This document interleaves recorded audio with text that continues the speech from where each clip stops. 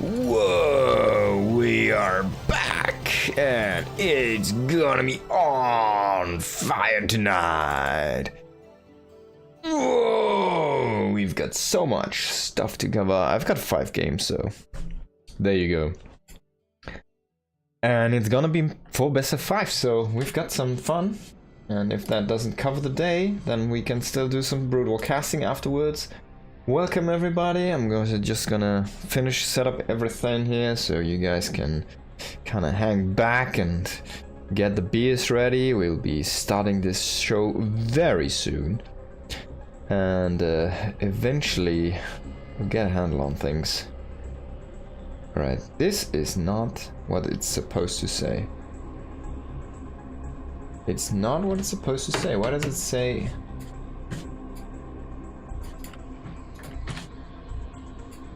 The wrong name. Okay, now it should do the right name. So this is not a clean feed. Don't be fooled. This is not a clean feed. We'll be actually casting some games here.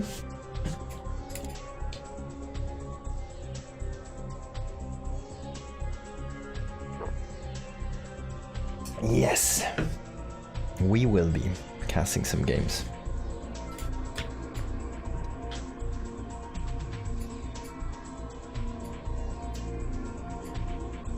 And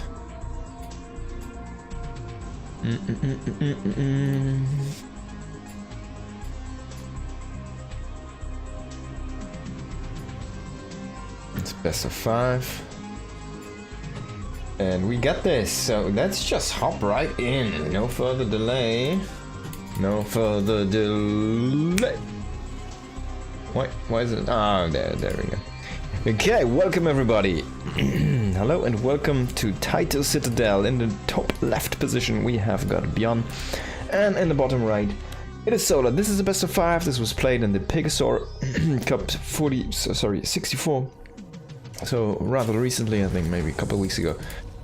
A week and a half or something, or maybe a couple of weeks. Not exactly sure, but around that time.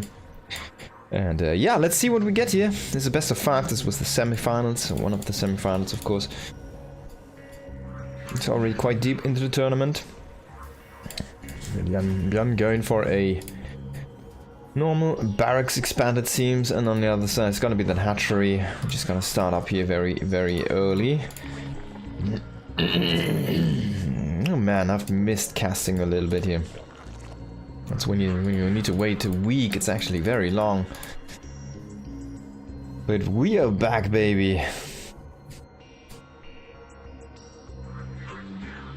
So let's see how this is gonna go about.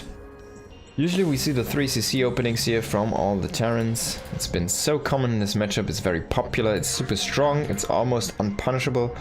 And the Zerg really has to go in a very well executed all-in to actually kind of throw a wrench in the spanner there, in the gear, a spanner in the wrench, or whatever, whichever you like.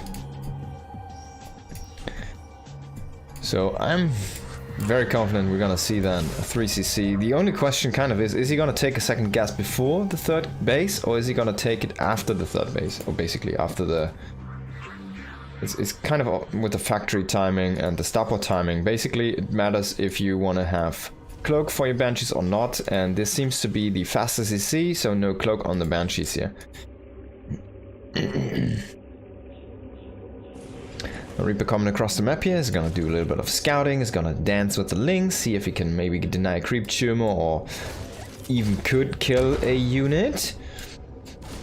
But Solar's micro usually is pretty solid in this front. So there's the Queen. It's gonna kind of slide there for a second. It's gonna shoot at the Reaper and get out of here. There's the 3rd CC, by the way. As you see, there's no additional gas. Usually the Terrans do take the gas now at the natural, the second one. So you'll see that go on very soon. The Reaper dancing a little bit more here. I think there's gonna be that gas very soon. But yeah, it's gonna be Hellions. The starport is coming online now rather fast, but as you see, it's very tight on the gas budget here. So there's no fast stim with this. There's no fast cloak with this. It's just gonna be, well, any kind of starport unit really. You can get everything except for a Raven, I guess, with this opening, because you're really missing out on that gas. We've seen a resurgence of a lot of 3 racks follow-ups or even 4 to 5 racks follow-ups for going the factory or basically the starport for a very long time and just getting out a powerful army as soon as possible. This one is the, like, if you want to play Terran versus Zerg and you wanna have a build that you wanna study, this is the build. This is it. It's the standard build. It does allow a lot of flexibility and it helps you basically survive most attacks, while you can, if your scouting is basically on point and your reads are correct, you will be able to survive any shenanigan, and you just need to do the right adjustment, okay? But yeah, this is like the economic opening here for the Terran. It used to be 2-1-1, now it's the 1-1-1 with a triple CC. It's just so good. Again, a creep tumor snipe here. Quite nice. Where's that Reaper, by the way? Did that go down? I guess it didn't. Where is it? Oh, the Hellion's about to die here. Where are you? Oh, it's, of course, at the watchtower. My eyes are blind tonight. Okay, we got an Overlord scout coming in, and he'll confirm a couple barracks, which is gonna be nice for him. He will see these barracks. The funny thing is, though, like, he will also scout the add-on, and he will see both add-ons, by the way. So you could cancel these now, cancel this now, and go into full-on mech, and it would be quite strong, because Solar most likely is gonna go with a Ling Baneling composition after this. Now, the Ling Baneling compositions are pretty strong these days, because, oh my god, he misses that creep tumor, but he does not miss the drones. 4 drones are gonna fall here. He gets the creep tumor on the way out as well. This is a Hellion for it, though. Banshee coming in here, runs into the spore, unfortunately, eats a lot of damage there. A drone trying his damnedest to eat that Banshee alive, and it at least did do the job in a way, because it delayed the rotation of the Banshee, so the spore and the queen had enough time to really finish it off. Very well done by that drone. A very noble sacrifice, we have to say. 1-1 on the way here, and the Evo chambers are just started from the Zerg player, as you can see. So he's gonna be a little bit behind on that. He does go into that Hydralisk den. That's gonna be quite helpful for him to play that Lingbane Hydra style. We still need to see the Baneling nest, I think. Yeah, it's not there yet, so he might just play a Ling Hydra style, but that's a little bit flimsy. You can kind of get overwhelmed in the mid-game, in the early mid-game specifically, because your Hydra number is not high enough yet, and your Ling number as well. Like, you need a lot of people basically to sustain this. There is the Baneling nest, so he's not gonna go with that.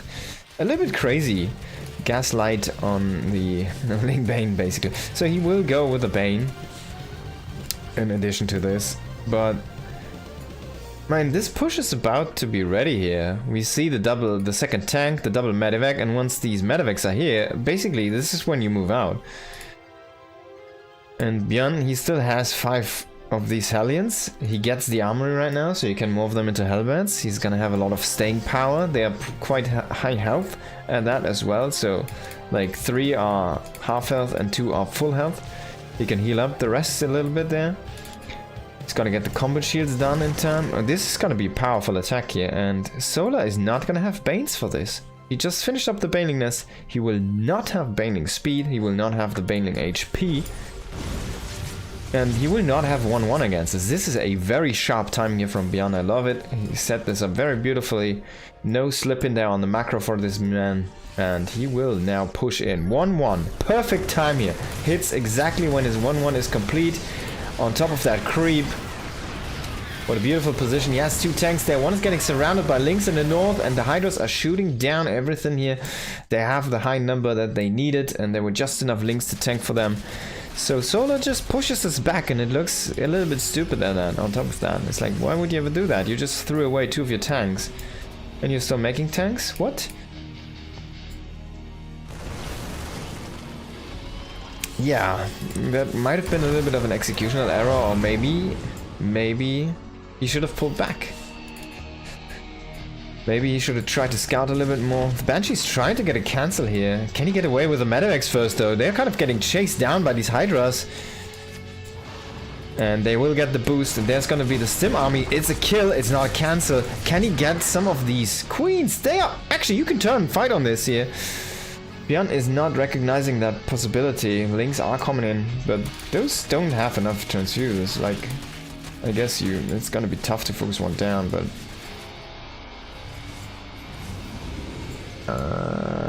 maybe he has the right call, the right read.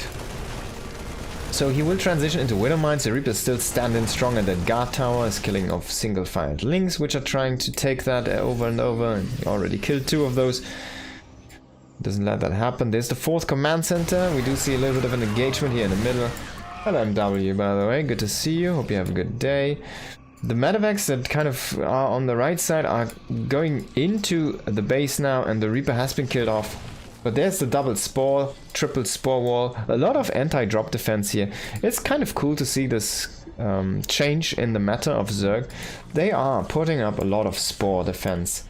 And he's kind of rotating the spores with the trajectory of medevacs trying to come in.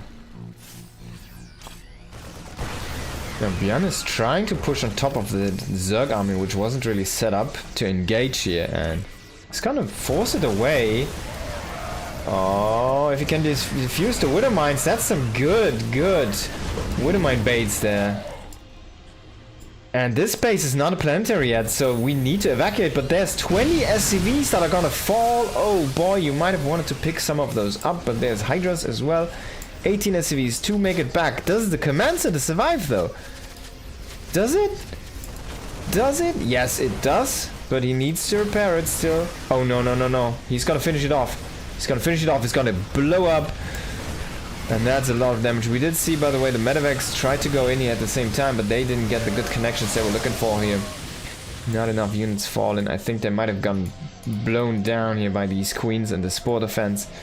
And wow, that was a great attack from Solar. He just comes in, smacks down one command center, gets completely rid of that economy as well. 19 SCVs is a full saturation here, basically. And yeah, what a nice move.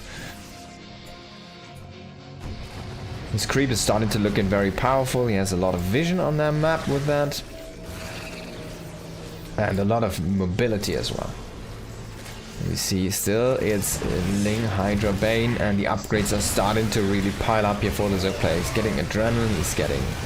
Oh, we're actually going into Lurkers, but we have to adjust this issue here first. Can Björn actually survive this, or is he just gonna die? He loses his whole army kind of in transition. It wasn't really set up. He was on top of creep. The creep is already halfway map, so it's kind of difficult.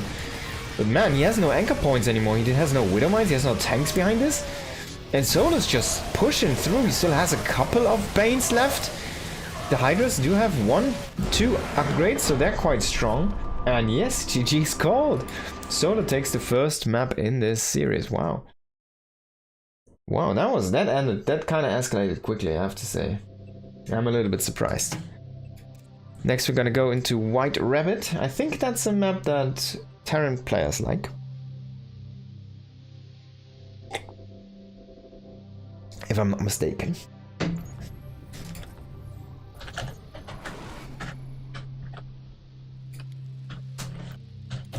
Let's see how this is gonna work out here. In the bottom left we do have Björn, and in the top right we do have Solar.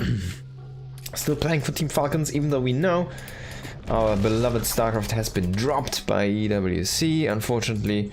That might have to do more with Blizzard than EWC, but we don't know for sure. The only thing we know is it's gonna be Trackmania, not StarCraft there. So if you... we gotta do our own stuff now. And that's exactly what we're planning here. I also have some plans. I hope I can set them in motion this week and then maybe get an announcement out next week if everything works out as I like to. And then we can already start probably very soon with that. Maybe in February already.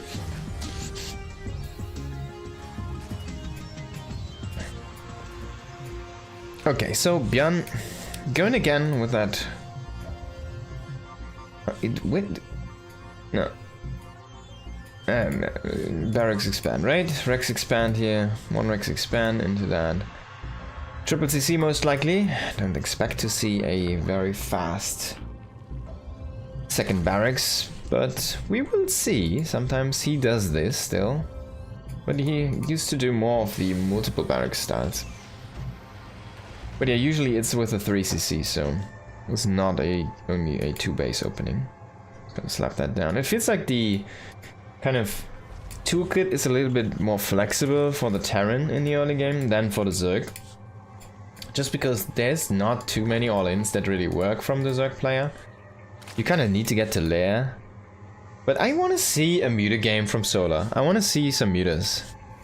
It's been... Actually, like, once the patch hit, mutas came back a little bit in style again, and then they went away again. So I want to see a muta game. They were like hot for like 2 weeks, and then they kind of fell off again. Because people realized, well, even though it's faster to get those, and they can really snowball, it's very flimsy composition. You need to be so active with this. It's actually quite difficult to play this correctly and not get busted. And there's a lot of tools now, like to counteract mutas, which weren't there in Wings of Liberty, for example, when mutas were all the rage, right? You've got the Widowmine now as a Terran. You've got the Liberator now as a Terran. There's a lot of things that work in AoE splash against air that you didn't used to have. And also a lot of the values from movement speed on units, like you have with the Cyclone for example as well, a lot of the movement speed values from units are a little bit more faster for the Terran. So it's actually not that great to go mutas anymore. No, at least in comparison, right? To Wings of Liberty. Wings of Liberty used to be the muta. Wings of mutas, right? Not Wings of Liberties. Honestly, I didn't hate it. I really liked it. I love the big muta games.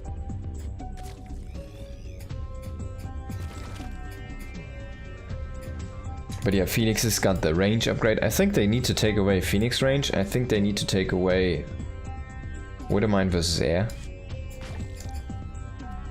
You know? Like Widowmine AoE should only splash on ground and not on air. That would be crazy, wouldn't it? But yeah, I feel like you can bring back the muta like that a little bit. I mean, the Thor is equipped to deal with mutas. The Liberator is equipped to deal with mutas. The Widowmine is equipped to deal with mutas. The Cyclone is equipped to deal with mutas. The Marine is equipped to deal with mutas. There's so many. There's almost every second unit from the Terran is actually quite good against mutas.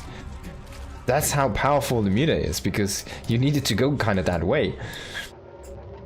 Now Alien Reaper coming in here, he's just gonna snipe a creep tumor, and then he wants to go for the second one. He decides to go for the dive, but he sees the Lynx, turns around. Was it a mistake though? He should lose a Hellion here.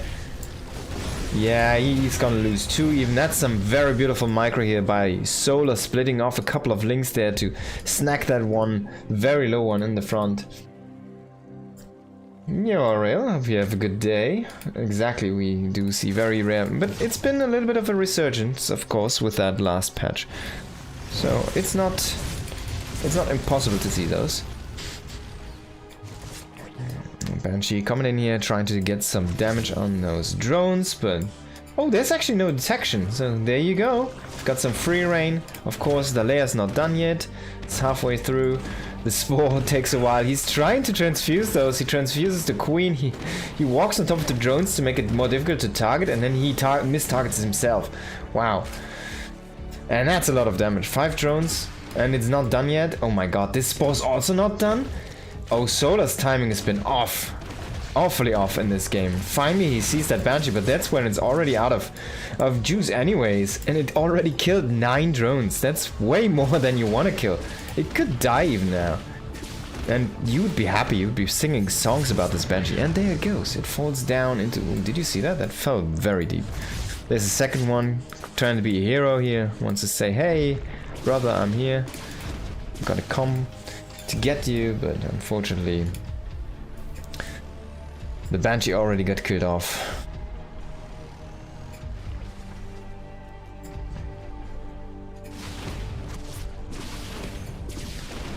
This is so annoying, honestly. Finally, the Overseer coming in, but he will lose a Queen. Look at that, and he will keep the Banshee alive. Man, Björn in the second game, his early game is just looking so exact. It's very, very calculated. It just pure kind of... It feels weird to say this, but calculated intuition, you know? It's like an intuition to go in, but then he sees the situation and intuitively does the correct calculation, like in his subconsciousness or whatever, and then just does it right. It's so great to see something like that. Because it's so difficult judgments, and it completely comes down to the execution, if he can actually get that or not. And him executing this in a way that it works is just mastery to behold. Love to see stuff like this. Okay, Hydrodan is done. He's going into that range upgrade. We see again the same build order is going into Carapace and range damage first. He will throw down the Baneling next, and once he hits the 1-1 upgrades, he's gonna go into 2-1 for his melee as well on that damage, to boost the Baneling effectiveness a little bit stronger here. Now he's gonna rely heavily on Hydras for the first defense, but this time we see the push with a little bit of a mistiming here. 1-1 is not done yet, but it will be in a moment. The tanks on a very good high ground position here, and the Hellions and Reaper are trying to defend the tanks. In the end though, they got shut down by the Hydras from the low ground, and one got killed from the Lynx, I guess, so the Halberd transformation might have done the trick, was not there, so unfortunately he paid with that tank, or with the tanks and with the position. But this time Björn is gonna reinforce this a little bit faster, and I feel like he killed more of the Hydras this time, so it was a little bit of a better trade for Björn. Now if he can turn on these and catch the Hydras, if he can reduce that count, then he can potentially overwhelm this army. He does not skim out on the 2-2, by the way. +1 for tanks is coming in here, so he will not go into the Widowmine transition, which he did last time. We see the Tech Lab already going on to the second factory here. There's the 4th command center, and the Banshee is still roaming about here. It's gonna find this base. It's exposed, and drones are just going over there right now. Oh, he doesn't see the drones yet. It's only 5, but he could kill 5 drones here for free. Needs to defend his base, though. The Banshee not being on defense duty is kind of... yeah, opening an entry here for Solar to get some damage done. Oh, the Banshee's just sitting here. Unfortunately, now it's coming in here. It's gonna hit those drones and then the base. 8 SCVs did go down. Björn, a little bit unfortunately. It's gonna kill 5 drones, those 5 drones that transferred. And he will kill the base. Kill the Hydra as well. Yeah. Oh, this is a very good attack. If he gets the base, that's really good. And he does keep his double drop in the top left alive as well, still. If he can shave off some more of these Lynx, he's gonna try to go for the Baneling target, but he will lose the boost there on the Medivac. Oh my god, and the Banshee as well, and unfortunately the Hydras do get a really nice rekill here. We do see the Lurker coming in. Hive coming in, but feels like the tempo is a little bit slower this time here for Solar. Remember, in last game he was already, when we hit the 10-minute mark, he was already going into the Lurker upgrade. It was already halfway done. He was going into Adrenaline. Everything was already on the way at this point. So the growth has been stifled here for a Zerg player, and it's not going according to plan. It's a little bit slower. This might just be the tempo advantage that Björn needs to come out on top here eventually on this game. And this will definitely be the tempo advantage that he needs to set up a planetary this time, in time, or on time basically. He's going into the additional barracks, and we gonna see the 3-3. We should see a Ghost Academy very soon as well here. There's a planetary being morphed in.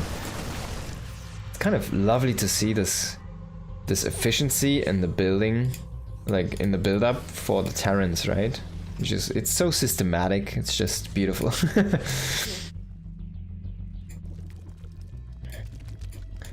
And there we go. Got a bunch of Hydras, got a bunch of Banes. This is a lot of Banes actually. You should be looking at about 40. Yeah, there we go, 37. And Björn is gonna kill the rocks. That's interesting, but yeah, that's actually interesting. I'm not sure. Oh, and Enki did drop from the game, unfortunately. This is a very interesting one.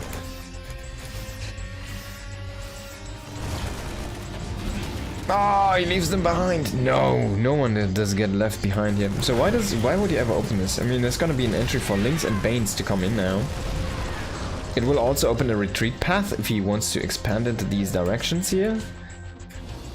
But he's not there yet. Oh, he's trying to push forward. I'm not sure why he opened up the... Well, we'll see if there's anything that works with this. Maybe just because they had time right now and the army was in place. So he will try to push through the center now, but there's a very big attack here on the flank. But there's still that double drop, which is kind of holding the ground for now. But he needs to be back here with that tank. Might want to set up a bunker or something here as well.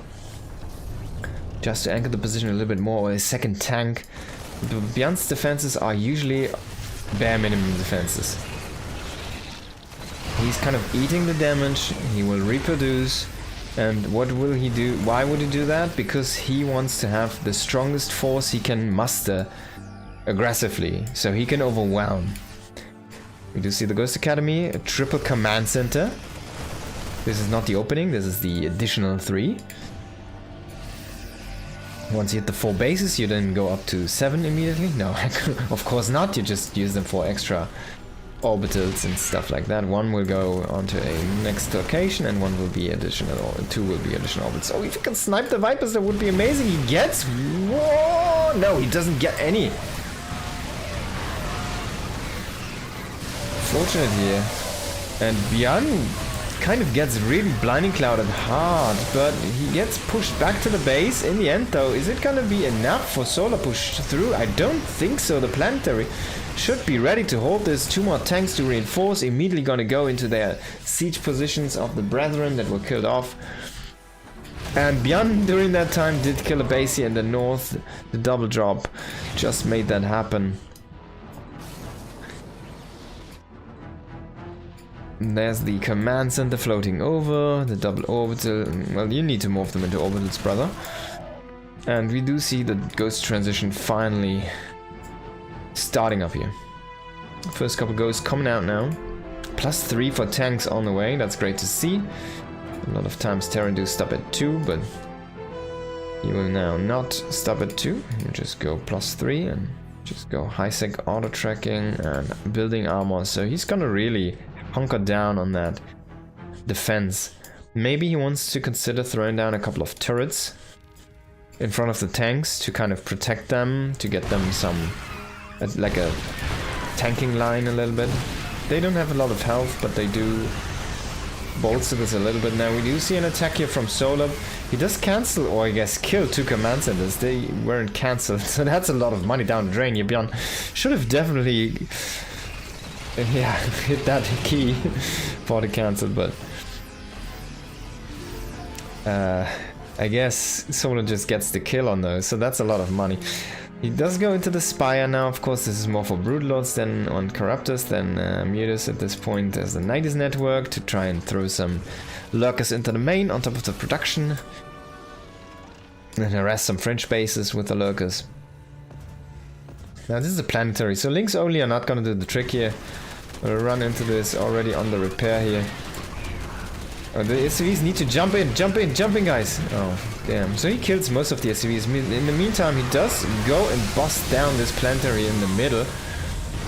But it's a very inefficient trade. We see that the resources destroyed by Bjorn are outscaling this by 1,000 in the mineral department. So even though he busts down the planetary... Oh, you need to repair this. Bjorn? He's fully occupied with pushing in. He's saying, alright, we need to get some counter damage. You kill the base of me, I'm gonna kill a base of you. He's gonna repair this one, that's good to see. But there's the Lurkers. So they could bust this down as well. It's not healed up yet. He will go in with the SCVs though that were kind of long distance mining here. But I think he will still lose this base. You need to... Oh no, he has the vision, but not on all of them. Needs to use a scan as well. And there we see the links come in. He was missing a depot here, unfortunately. Bane's coming in. Another command center that's gonna get killed. Didn't get lifted. He lifted it as well, but this one also did die. So a lot of CCs are going down here. Bjorn with a lot of executional errors now. I was praising him so much in the early game. This is 5 command centers down. And 3 could have been lifted. Or cancelled. Trying to set this up again, but this wall is just not good enough here. Honestly, like, I feel like even though this might sound very weird, right? But Terrans probably should need to rethink their walling in the late game in these kind of turtle games. You don't want to re-wall with like depots and stuff. Once your walls get busted and you're on max supply from the depots anyways, like because you have so many command centers, right? You don't want to re-wall with depots. You want to kind of throw down extra barracks with no add-ons. You just want to have add-on, like, because they have 1000 HP, they cost 50 minerals more than a depot, but they will also open up a production facility, of course. Oh man, this hasn't been retaken. Beyond is starting to fall apart. This is almost mined out. He still has a few command centers, but like, this is not looking good. He's not maxed, he can't even max out right now. He's still remaking SCVs, which I think is a good sign. That means that he hasn't given up on the macro game yet. But this is simply not looking good.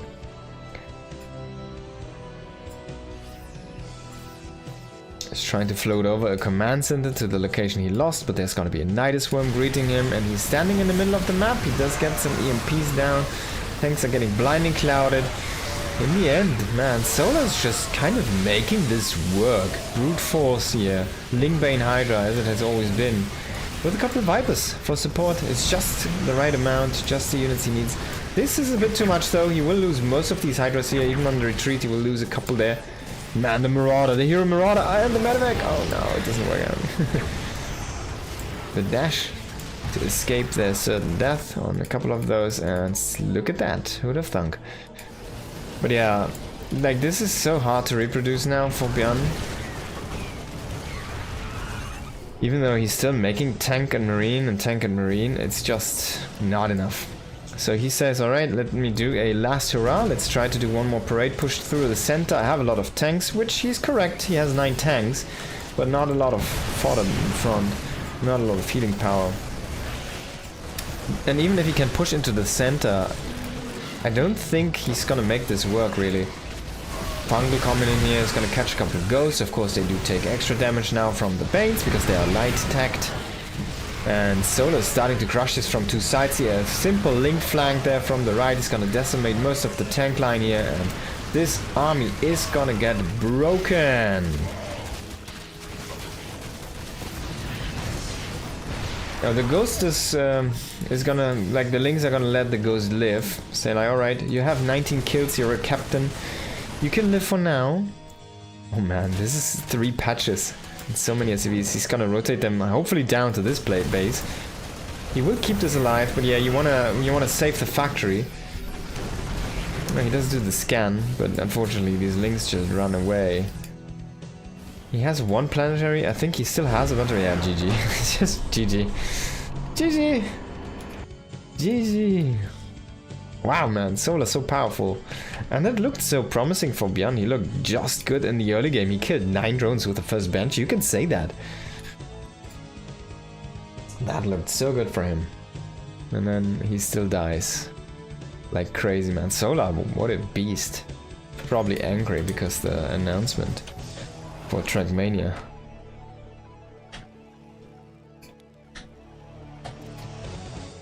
Alright, let's hop into the game here. In the top left we have Bjorn on Winter Madness this time, and in the bottom right it is Falcon Solar. 2-0 for Solar, so Bjorn really needs to start to do something here, because this is not gonna win him the tournament if he keeps on playing like he played. Kind of getting out multitasked and outdone in the mid game to early late game, and then just kind of getting strangulated there by his opponent here.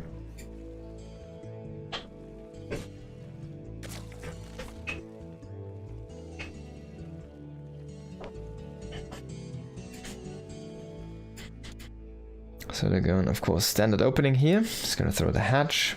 Then there's gonna be the gas. You see this drone is gonna already be routed to the gas, and this drone is gonna be the pool over here.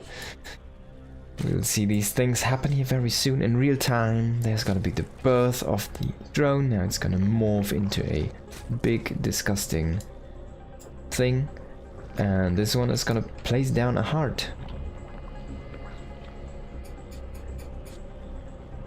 It's basically a digestive kind of organ. So it digests the gas, I guess. So basically, Zerg are harvesting farts. Is that what you're saying? Yes, I guess so. You could go that far.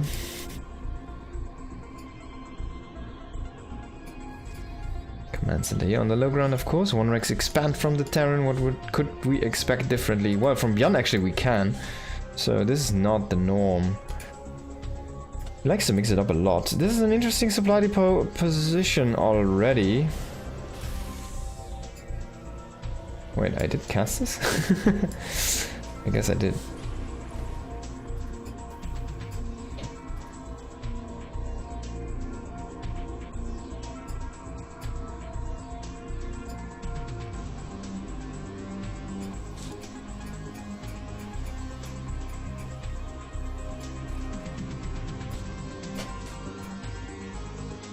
Now drone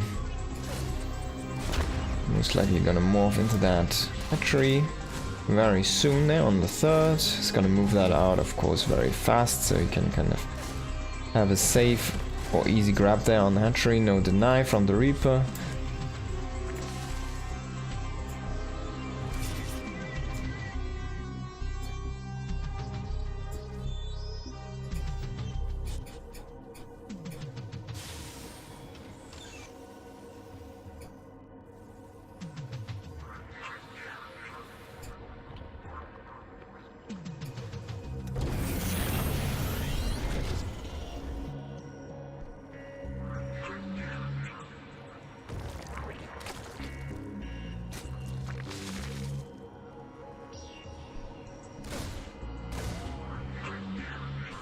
Reaper's gonna hit that hatchery a little bit, and then he's gonna jump out.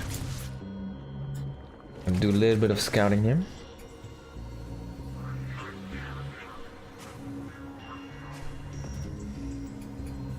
.3cc of course here again for Bjorn.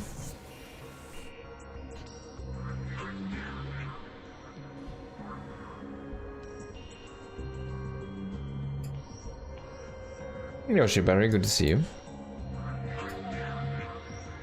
And this time we will go for that Raven.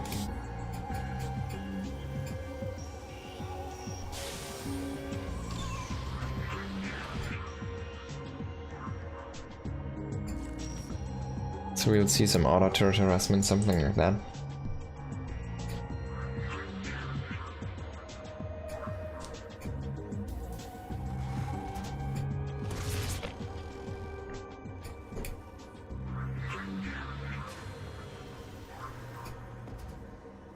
Oh, it's a Nidus all in. We're only on 37 drones, so it's a Nidus all in. So you cannot lose this Overlord, but... This? No, I don't think there's a spot actually. I think you'll always see this. And so he sacrifices this in, it's like, hey, look at this, I'm scouting, ha ha ha ha ha. While actually...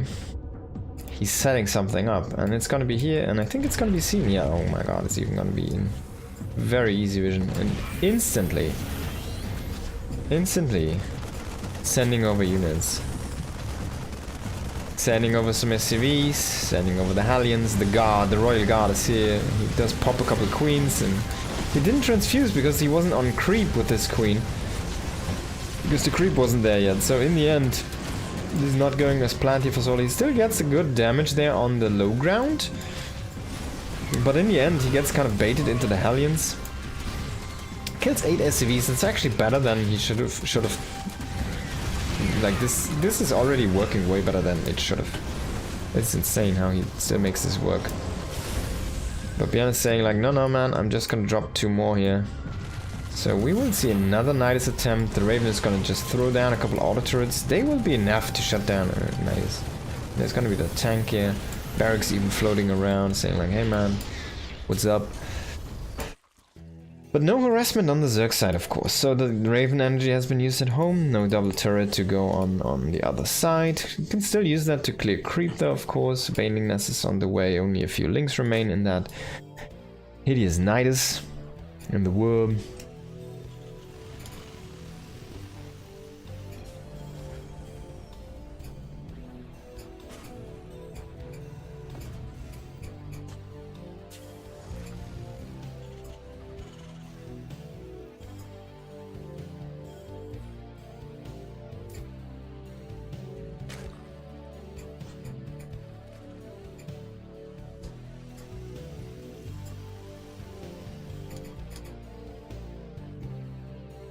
These Lynx trying to do a counterattack here, but that's not gonna work out. The Hellions are gonna find them.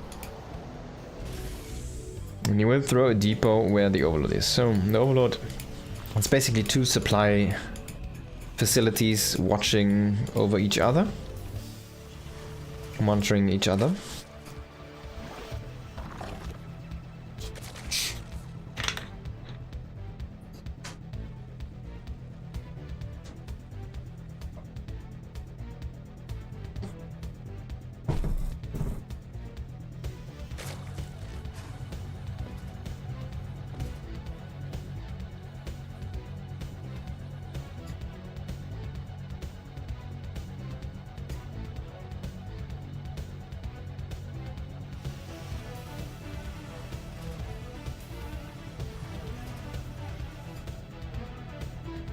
Well, this looks very tiny.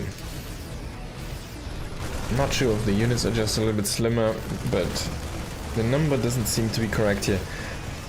And also, the upgrades are not there yet, so not sure what he can get done with this. Maybe he wants to pull back, just killed a few Lynx. He's still holding the position. He gets a couple of drones over here with a Raven. Still holding this high ground. But there's already a link flank set up here to crush the tanks.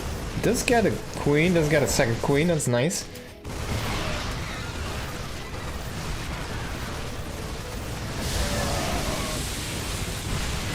Oh, some nice micro there. I wonder how the game would play if you had the upgrade finishing pop-ups on right for players instead of just ops. Oh, that's an interesting idea. I mean, you have them on the left as notifications if you enable those.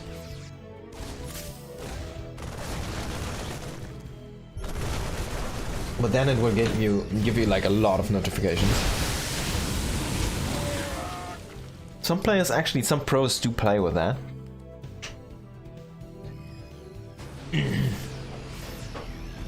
Oh, it's like green things. It used to be...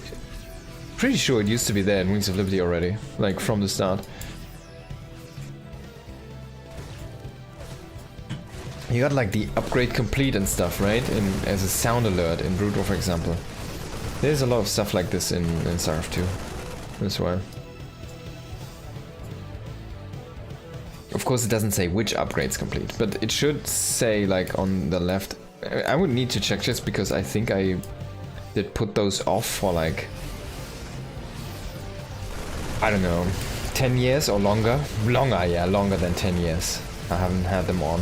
It's because they are clickable, and if you would click on those, it would throw you to like your engineering bay. Like in the middle of the fight, I'm trying to micro here, trying to go over there, and then I click this accidentally, and then I'm on my engineering bay and I lose the army, right? So I kind of disabled all of these. And this time the high ground tank is going to be guarded by a bunch of bio, but it's not enough still. It's just too much Zerg coming in here.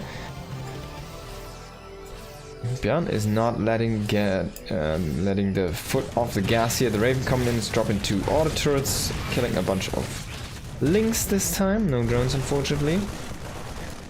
And now we do see another attack to the north. Is he gonna have enough firepower though to mow this down? Doesn't seem that's the case here. He will still take a very good trade. Unfortunately, he will lose most of this infantry. And the Björn hiccups coming in again. Infantry armor before weapons here coming in. Yeah, there's also no countdowns in SC2. They just come in like as alerts. I think they're visual alerts though. I'm not sure if there's actually sound alerts for this in SC2. Can you get the queen? No. So Raven has kind of been lackluster, I want to say, but yeah, it's there, it's doing its work, so it's not frowning too much. It's a nice Widowmine connection here. This time we do see more Widowmine play again, not enough tanks. Gonna lose the Medivacs on the right side though, and he will lose these Marines as well. He does snipe a few of the Banelings though. Solo's looking good, Solo's looking solid. He's going into his Adrenal, he's going into the Hydra Dash. Hydra Dash has been becoming more and more popular, and it's just such a powerful ability. I don't think you need this, actually. We kind of need to get this removed, because what it was, like, intended to be for was to dodge storms. But honestly, you don't need to dodge storms that impromptu anymore, because, well, they don't deal damage that fast anymore. So, why is it there, you know? I think it's a little bit too powerful, honestly.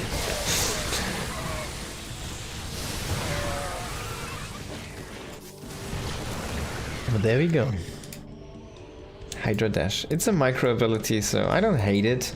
I don't hate things like this to be in the game. I think making units more higher skill cap is a great thing, but maybe they're a little bit too powerful. I mean, like, you go either Hydra or Muta, right? So those are your kind of choices, or I guess you could go like a Roach composition as well, but if you go with Lynx, right? So why would you ever go Mutas? They have like nothing. They have nothing for them going. They're very flimsy. The only thing they got is like mobility, but even the Hydras with a dash eventually, they're just gonna be so powerful and fast, it's insane.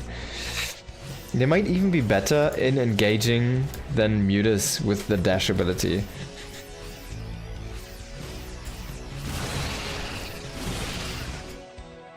Oh, and there's the Viper coming in here. It's gonna be ready for some parasitic bombs. I hope Björn does actually commit to this, because if he just loses these units here, that's a lot of supply. Well, that was not... like, dropping over here would have been kind of cool, no? Or just like here. With both drops. Now this is just hovering there. I guess he's just gonna lose this as well. We do see the planetary with a command center finished next to this one. So he will float this over to this location. It's a far float here. Finally, Liberators are gonna clear this Overlord here. Now we've seen everything. Ganging up on that poor Overlord. They need like 5 volleys or something. But it could have been even 10 Overlords, and they would have also cleared those in 5 volleys. Now he realizes that this is happening. He just lost like 20 supply. There's even more. Probably 30 supply. Just like that, for nothing. It's like free trading for Solar. And that allows Solar to get into the late game here. Björn again, finally +3. Weapons also finishing. His armor has been really prioritized, so I guess that was kind of on the Marines. They were saying like, hey man, we want to be more safe out on the battlefield, so you give us more... like, we don't want better guns, we want better armor first. I get it. Like, if I would have to go out there, I would also want the armor first, to be honest.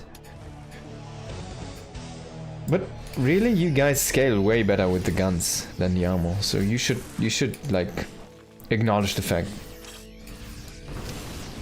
Stim for the win. Engage on the left here, then immediate pullback. Engage on the right. Can Björn hold his line? Dash coming in here again. It's gonna.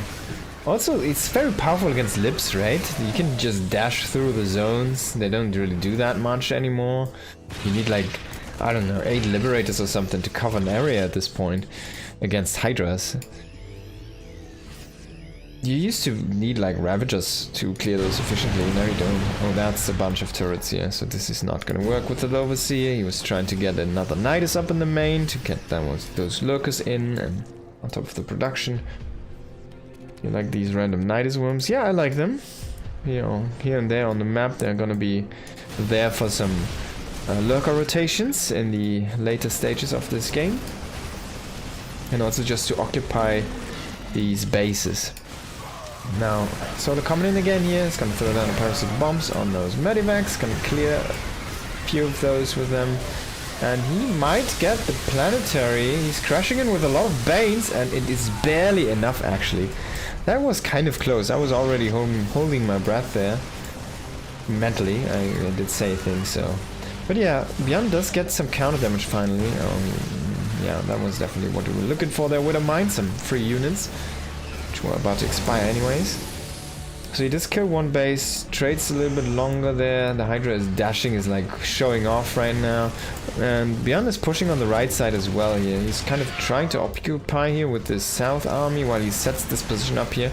On the right side, he needs to rotate there to the north and clear this as well. He kind of needs to recognize that's going on over there.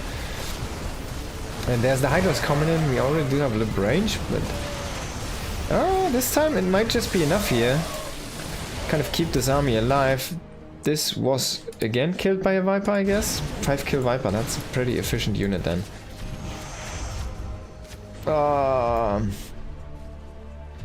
Liberators. They need like glasses. They don't really see much anymore. The libs. Lynx coming in here. I'm gonna kill a bunch of the bio units, kind of transitioning here into the north, but Lurkers are there from the night, is clearing all of that, and Björn's presence across the map has been completely thwarted. Oh, you should definitely kill those with the Liberators, actually. Should get there. Oh, he doesn't have the... Why doesn't he go into damage? Oh, I guess because he only went into armor for the Widow Mines, huh? And the Medivacs, and I guess, yeah, makes sense. Okay. That's fine. Bloop.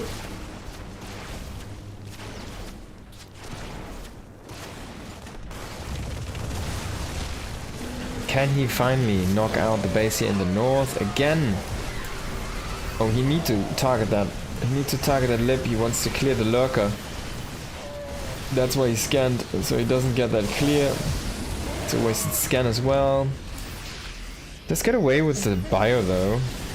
At least until his reinforcements arrive there.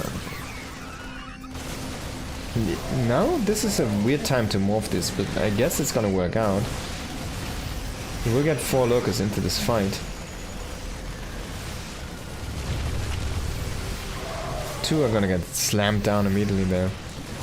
Lynx trying to go for a counterattack, but some good Widowmine connections are gonna clean those up quite easily there. Nasty mines. The OV creep drop. Big mines hitting here.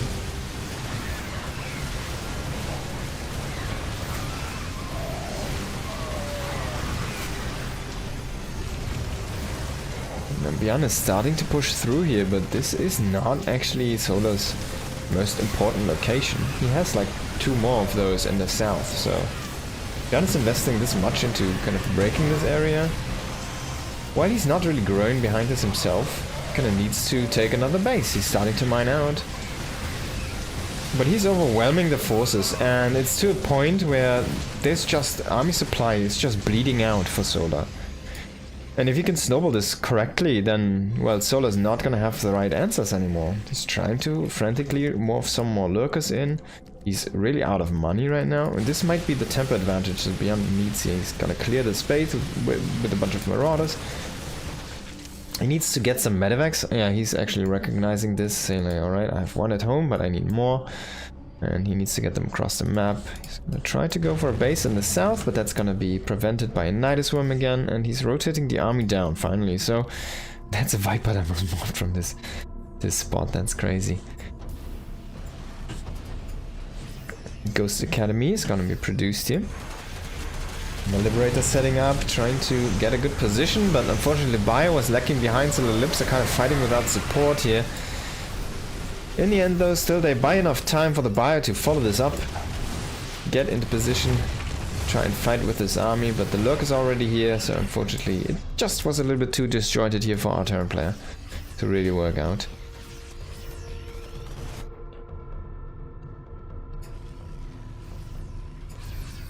Well, you kind of want to... What? He's totally exposing that location. You kind of want to stay in this area. Because, like, he punched out the north, so you want to be able to punch out the south next, right? There's the lurkers. They're coming in here.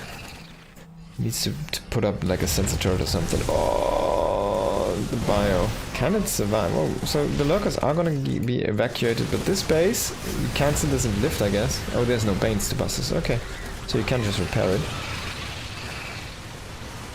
There's the Banes, very, very far behind. Not a lot of Banes, only 1 Baneling. This is when you know the Zerg is running out of steam, when they have 1 Baneling. The one. He's the king under the Lynx. It's the Baneling. He could kill, honestly, half of the Lynx by himself if he was on friendly fire, but... yeah. Björn again with a small bioforce there to the north. I like to see this, a little bit of multitasking here, taxing his enemy. And he's gonna get a base for his troubles here. A few drones as well.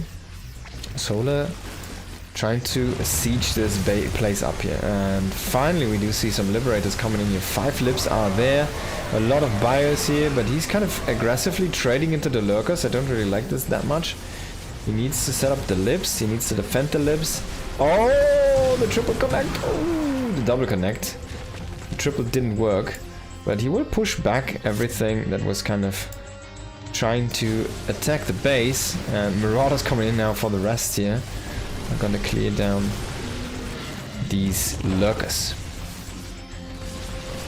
Oh, they still have vision. Oh, they get the kill.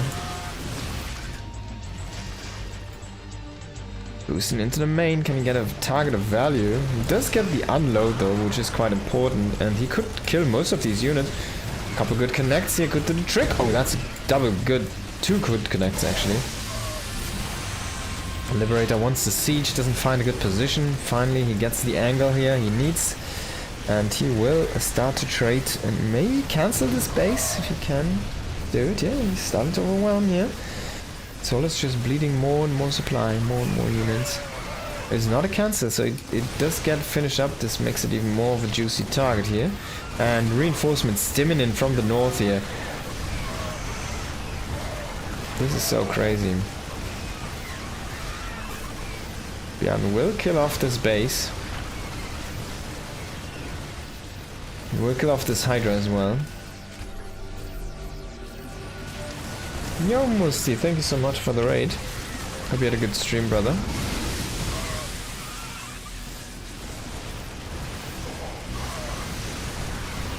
We do see a few links trying to do counter-attack here, but there's a Liberator and a Widowmine. No, this is not live. Actually, I already casted this game, so I'm gonna go to a different series now. Me stupid.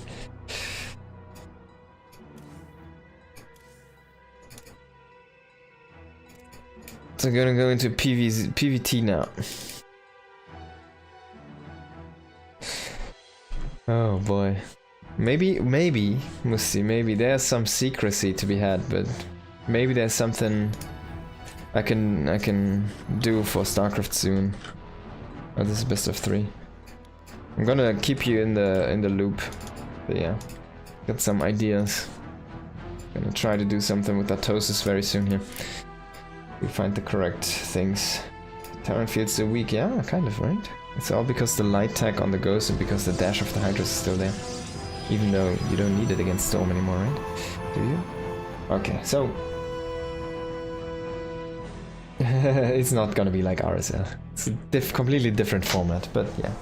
If it gets running, if we can get the fund in, or the prize pool and everything, then I'll definitely put out an announcement. I'll catch up with you to see what your thoughts are. I think you're not gonna hate it, so... It's probably one of the fairest setups for players, I guess. But yeah, let's jump into this next game here. We're already a minute in. It's gonna be Creator against Cure on Old Republic.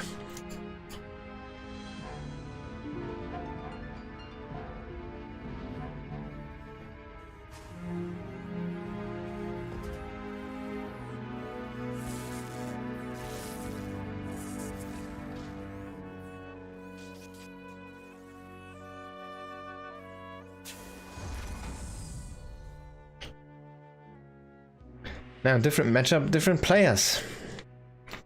Cure, of course, one of the greatest players in the game, actually. Has been on and off. Like, he has very, very high highs. But he also likes to fall into quite drastic lows. And let's hope this is one of his high days. Because that's when he looks really good.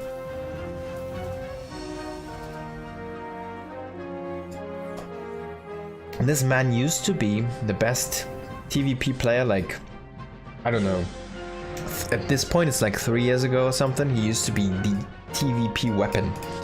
He would win like crazy amounts of TVP when everybody else was kind of losing.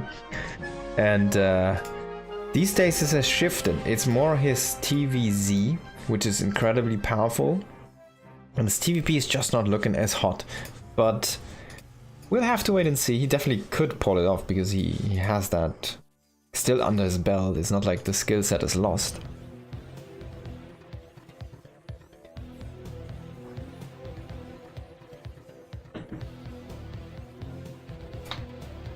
And he has been kind of trying a lot of things recently. A lot of barracks intensive openings. Kira is a Maru tourney sniper. It used to be the other way around, that's the funny thing. Maru would always win against Kyo.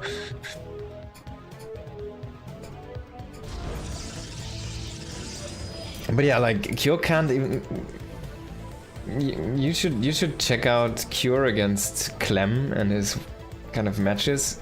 I think Clem has exclusively played Protoss against Cure for like 2 years or so now. And I don't think Cure has ever won a best of series. No single one. I don't think so. I have not seen a single one. I have seen him always get crushed, and most of the time to 0. It's insane. Like his nemesis is his kryptonite is Protoss at this point, really. It's insane.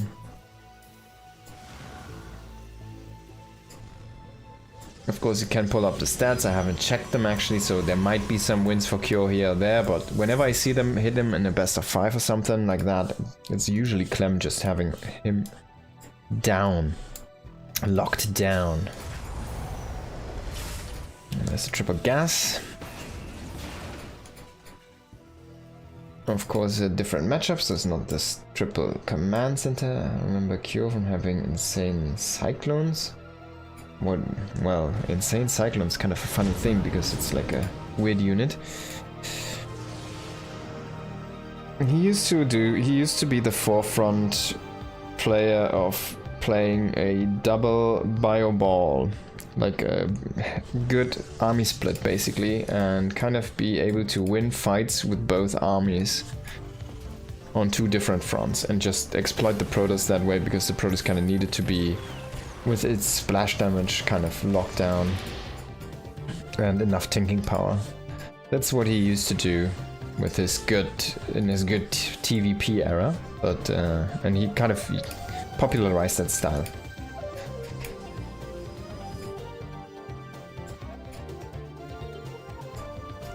Alright, so Creator on the other hand is also not really is not his best matchup.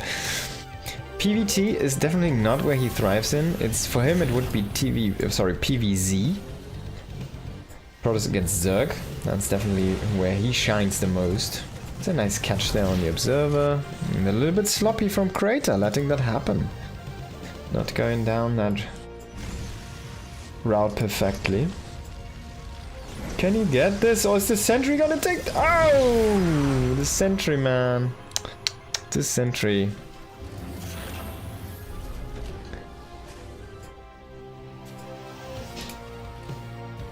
Blinkstalker coming in here. I'm gonna intercept that that SCV that tried to place down command center there on low ground, so now he plays it on the high ground. Better idea in my opinion anyways. The tank's out of position, look at that, he's not covering the bunker. The tank was too far backward there, or the bunker was basically too far out a little bit, I feel like.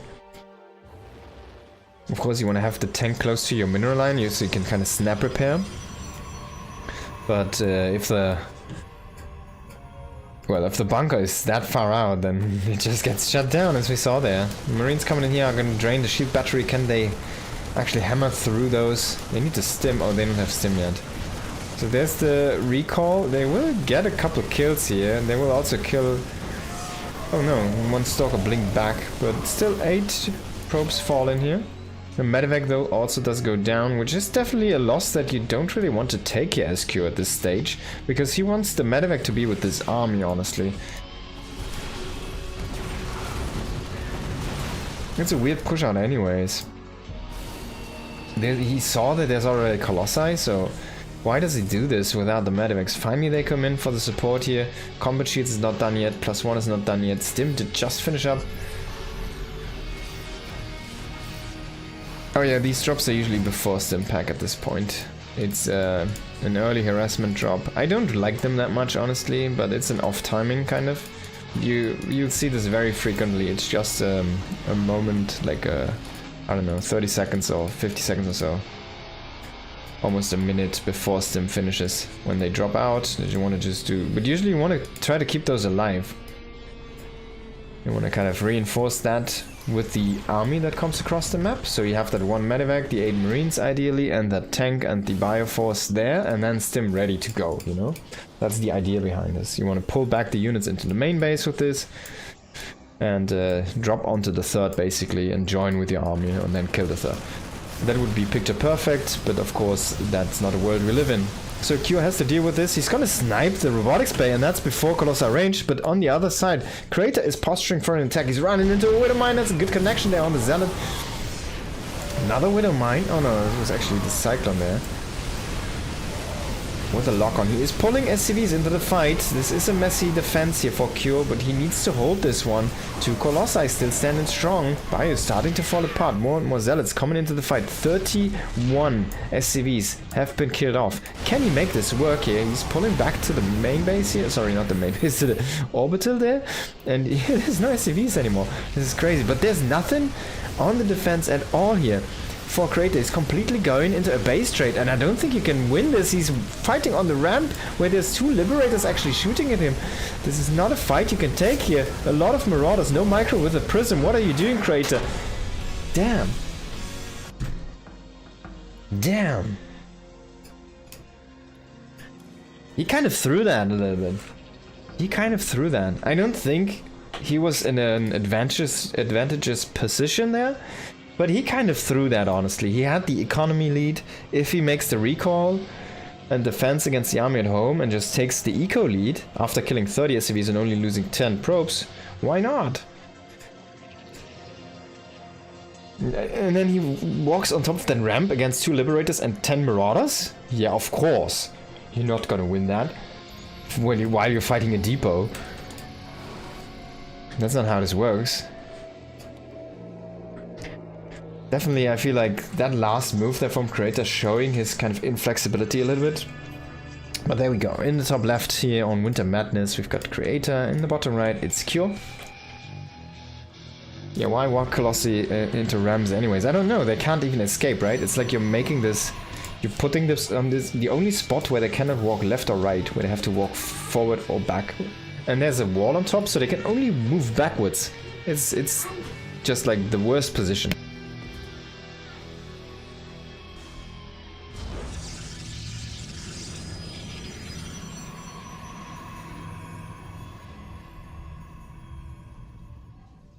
Yeah, right, they can walk up cliffs, but they cannot walk these cliffs for some reason.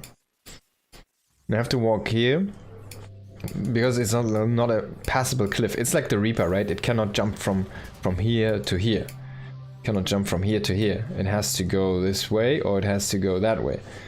It's the same for the Colossi, right? So... And you can only fit 1 Colossi at once on top of a ramp. It's the worst traffic jam. Definitely there. A lot of mistake in that last execution on the fight. And he had the prism as well, right? He could have microed back into the prism, the Colossi, right? So it's not like he was stuck there or anything.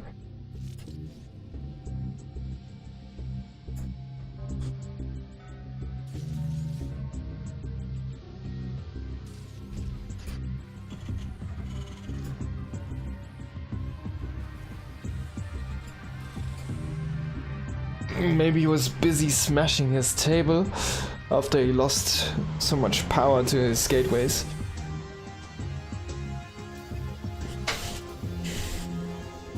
A very emotional player, of course.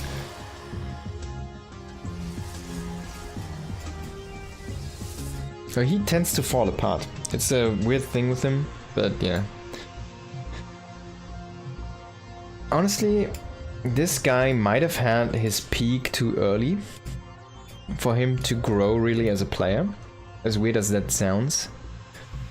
Because remember Creator in Wings of Liberty, the whatever 12-year-old or something, or 13 or so, who was in the grand finals? I think that was the World Championship finals, by the way. And he lost in the finals. And then he dropped off like a stone. Like a stone into this frickin' abyss. Like he dropped from here to down there all the way. Way lower than here. Not everyone is like SOS. Yeah, I guess so. But yeah, like, I feel like it was a mental issue for him because he was so young, and while he had that peak, he had that moment where he could have been one of the greatest, right? And then he just drops off, and I feel like he never really recovered from that mental defeat at that moment. Maybe I'm reading too much into things, but he's a very emotional individual, so it kind of would make sense for him to get a lot of confidence if he has a major title.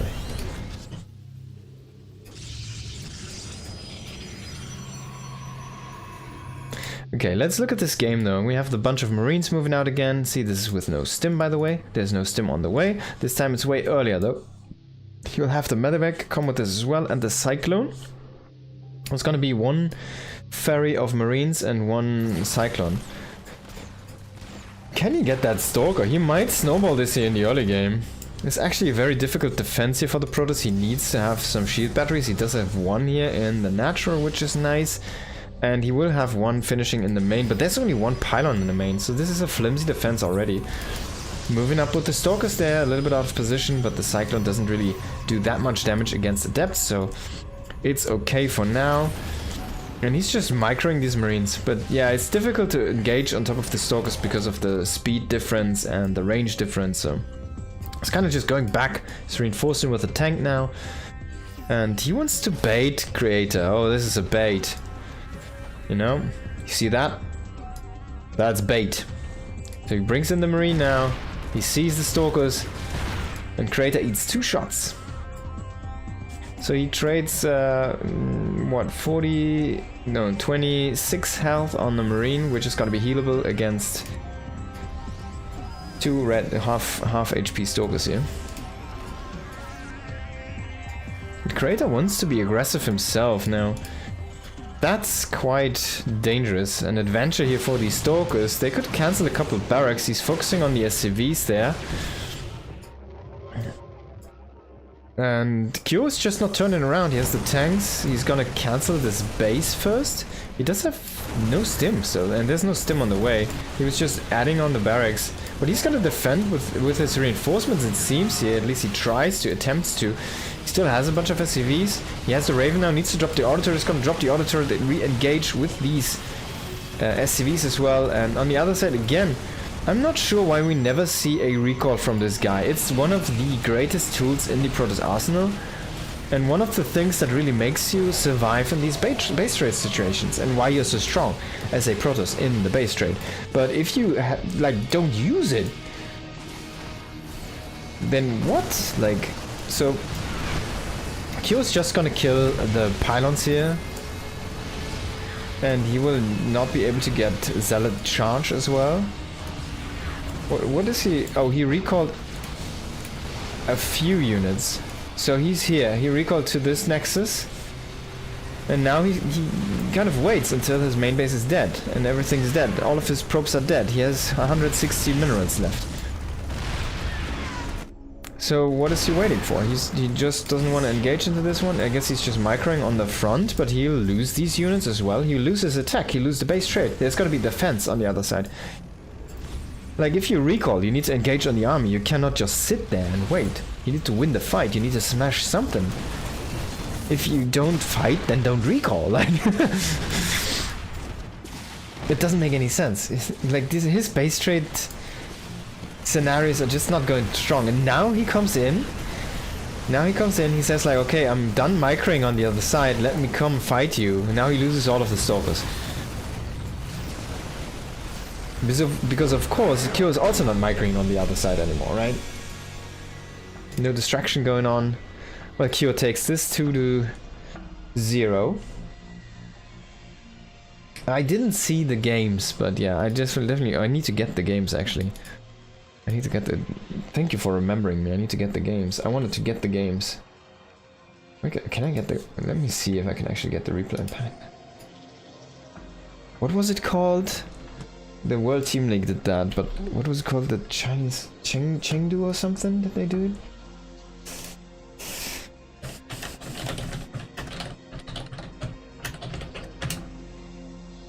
Thunderfire.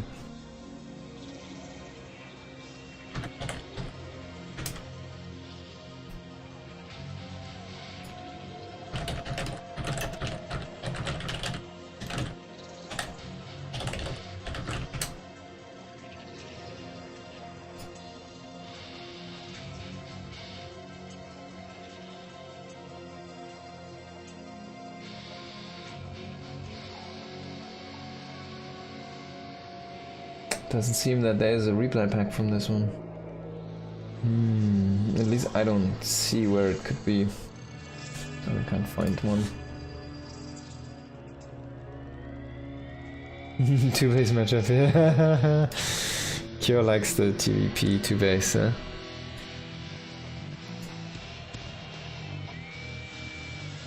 Let me see if this guy's on and I can maybe grab it from him. Maybe he has something or has some information. Got my sources.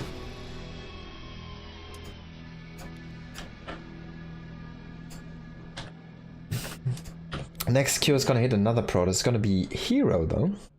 So definitely a different beast than Creator. Let's see.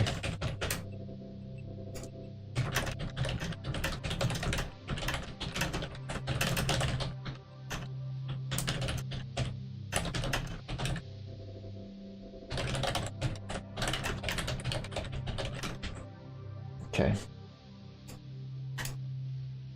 So let's hop into this one.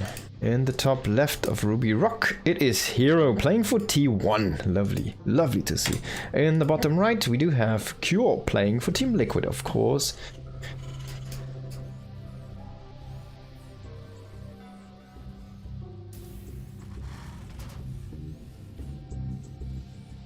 Probably the greatest StarCraft team. You have to give it to them at this point. At least for StarCraft 2. Not gonna argue StarCraft Brood War, but definitely StarCraft 2. The greatest team in the history of SC2.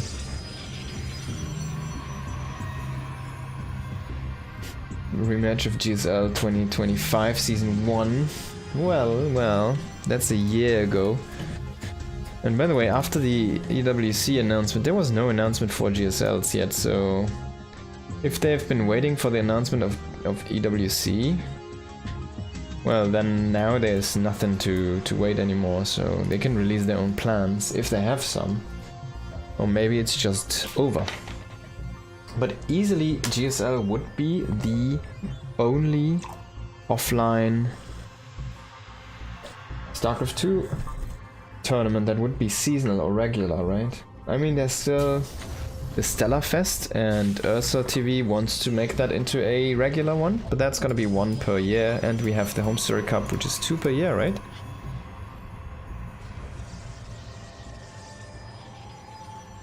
Oh, what StarCraft announced? Sorry, what Blizzard announced for StarCraft is it's basically a bunch of show matches.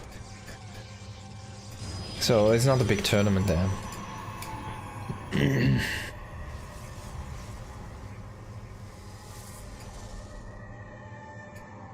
Yeah. So you can kind of expect that they have something for the StarCraft IP they want to announce at BlizzCon, so they're gonna make a lot of fuss on the IP, right? So there's gonna be that StarCraft 2 tournament. But it's a weird format, so it's more of like a show match kind of thing. It's like a pro league format, I think, and with like made up teams and like casters. It's a little bit weird. I'm not 100% sure on that format yet, but it's not going to be like a circuit leading up to that, or I don't even think they have qualifications. There's probably just going to be some invites, and that's it.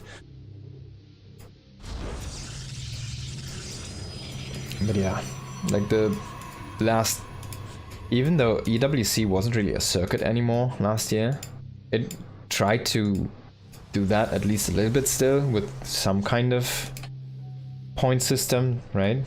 The GSL was there to get spots, then they had the IM Dallas, which did provide spots, and then you had the, what's it called? There was like a online qualifier. So there was a few ways to get in. There was like a little bit of an up-lead to that, right? But yeah, now we only have RSL left. We have Stella Fest left. We've got Home Story Cup left. So there's space for new things, which is also a little bit exciting. Let's see what Cure can do here. Oh, that was kind of good. But he does get a split there with the force field. In the end though, 3 units inside the main, that's gonna be some dead probes. 2 are falling only though. So this is looking like a decent defense. He gets 3 probes there. But that's kind of all you want to have. For 3 units, that's okay. That's okay. It's not the biggest one, but it's a really good one. I guess you wanted to get like 5, but 3 is okay. You can live with 3. You're gonna throw away these units in a little bit anyway, so if you can get 3 probes for that, yes, why not? Oh! Hello, friend! Here I come again! And I'll kill the same probe again. Oh, the citizen's arrest, it doesn't work! The Reaper slips through, he gets eaten away by the sentry, and this probe does make its way alive around the Nexus here. 1 tour, you did see all the mineral patches, and now he is assigned to the gas here. I'm not sure if that's smelly actually, or if it's just... if there's like no... I guess Protoss don't have noses, do they? So they can't smell gas anyways. Yeah, DreamHack. DreamHack is basically ESL, and ESL cut down StarCraft, so no, it's not gonna happen.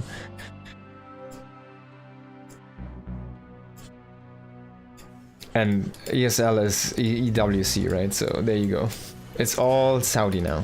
Like, I don't know, 80% of esports globally is owned by Saudi. Nah, maybe not that much, but like for... like they own all of ESL, they do all of DreamHack. I guess Blizzard owns NASL, if that makes sense to you. Do you remember that? They still have that. They still own that. They don't do anything with it for like the past decade or something, but they have it. I'm not sure if there's still equipment left or something that's usable and actually does make sense. They don't have any employees, anything on that anymore. They only own the brand, I think. It's so weird, right? They just took it and then they just shut it down, kind of. Banshee coming in here is gonna kill another 5 probes. That's gonna be a lot of fun for the Banshee pilot. So she's gonna back to the base and gonna have a barbecue party after this, I can guarantee. And yeah, the other Banshee here only chilling in the north corner there. Stargate. Oh, love to see it. Is he gonna make a Phoenix? Oh, look at my brother hero. He is saying, alright man, you can make Banshees, but I can make Phoenix. And you think your Banshees are safe, but then my Phoenix comes. He's actually gonna make more Phoenix, which is interesting. I don't really see this a lot, but yeah, the issue is why? Well, he doesn't have AoE, right? So he needs to deal with this now without AoE. Of course, there's no stim in this. I'm not sure about this push, honestly. There was a very low bio count with this. There's already charge and... oh, it's only charge, by the way. There's no blink. Oh, that's why he makes Phoenixes. Okay. Didn't actually follow the game. So busy talking, but... trash. Now Phoenix are gonna come in and kill these Banshees here. That one has only 10 seconds left. And not even the observers are gonna reveal this. Phoenix gonna shut it down. 2 more barracks come in here, and there's the 3rd command center. Lucky we see one here in this game. He wants to drop in Widow Mines, but maybe he decides, well, I need them for a defense. He does have the bunker, filling that up just in the perfect time. This SimCity is kind of cool. This is like the perfect anti-zealot. Like you think the zealots would fight the bunker? Well, if you can kind of trick the AI. And you fill up the bunker, the zealots come here, you have this raised, and they fight the bunker. Then you unload the bunker, and then they want to run into this small thing. And that's when they are like dead. That's when they're dead. So this is impossible to break with the zealots right now. You need to manually shoot down the bunker, but then you also lose a lot of zealots at that point. If you micro this correctly as the Terran, right? Of course.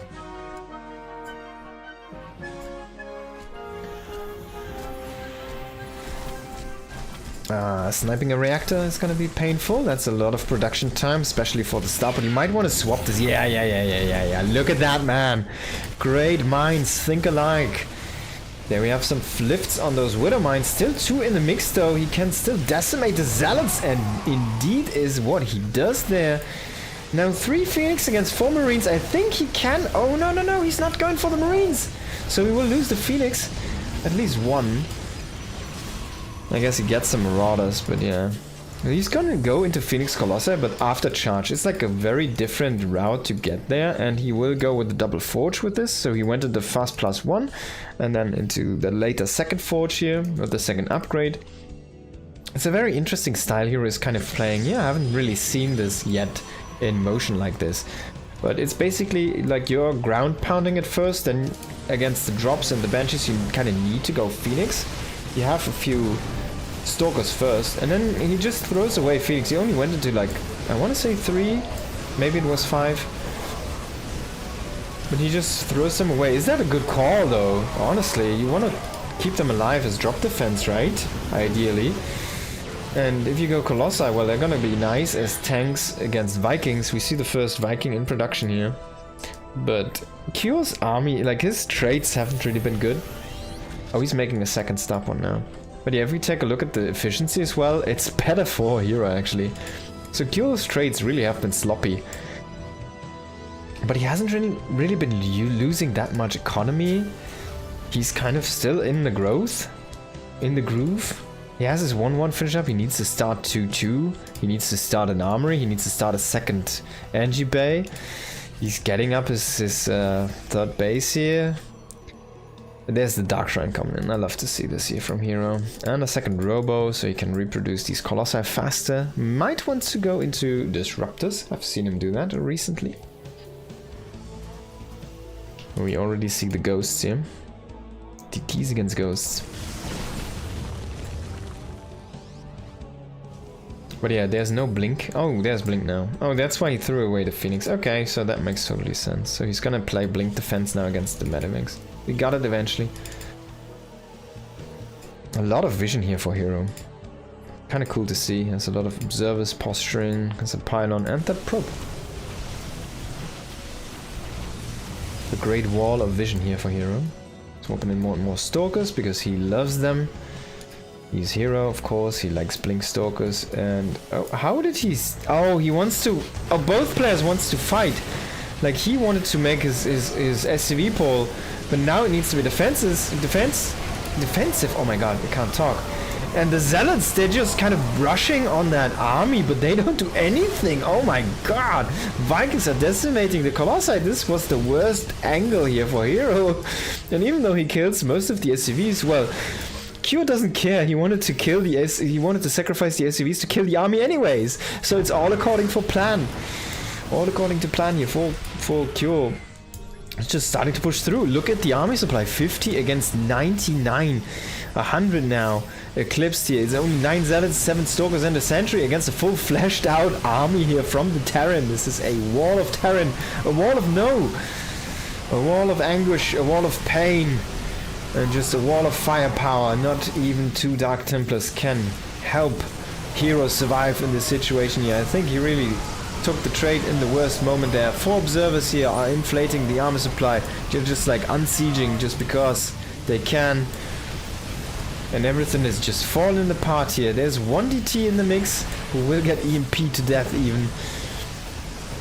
Hero tried to repower that Robo. That didn't work though. And there's more and more reinforcements coming. You need to land those Vikings now. Land those Vikings now. Land those. There's 7 of them. Land those Vikings now. Not even, you don't even need, like he's gonna shoot down the Colossi and then he's gonna land the Vikings. See? And now, yeah, look at that. Oh, robots.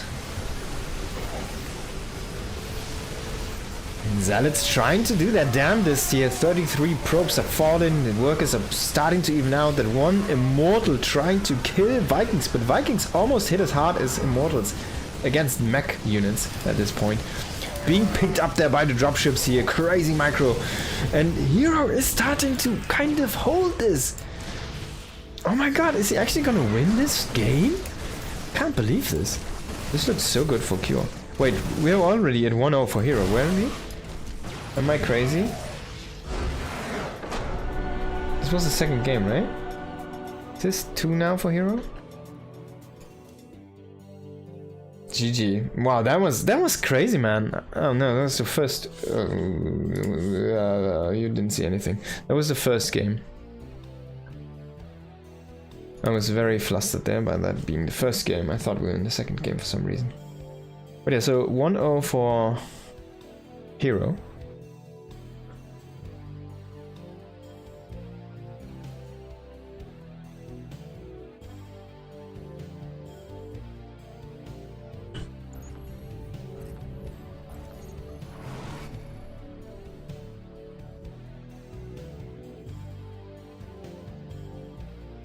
Now let's go into the next game here. That looked really good for Cure, but then Hero kind of just made it look better for him. In the bottom left, we've got Hero. In the top right, it is Cure.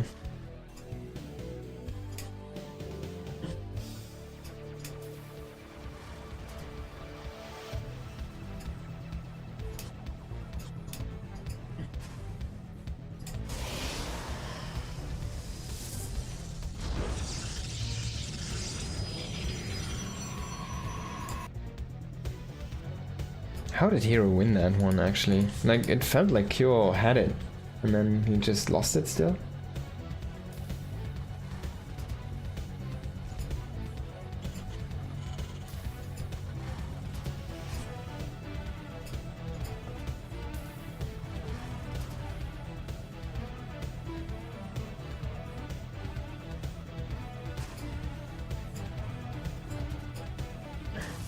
Hero, of course, with that pesky probe coming in here, gonna harass some, have some fun on those SCVs. We'll throw down the Cybercore first, and then the Nexus afterwards.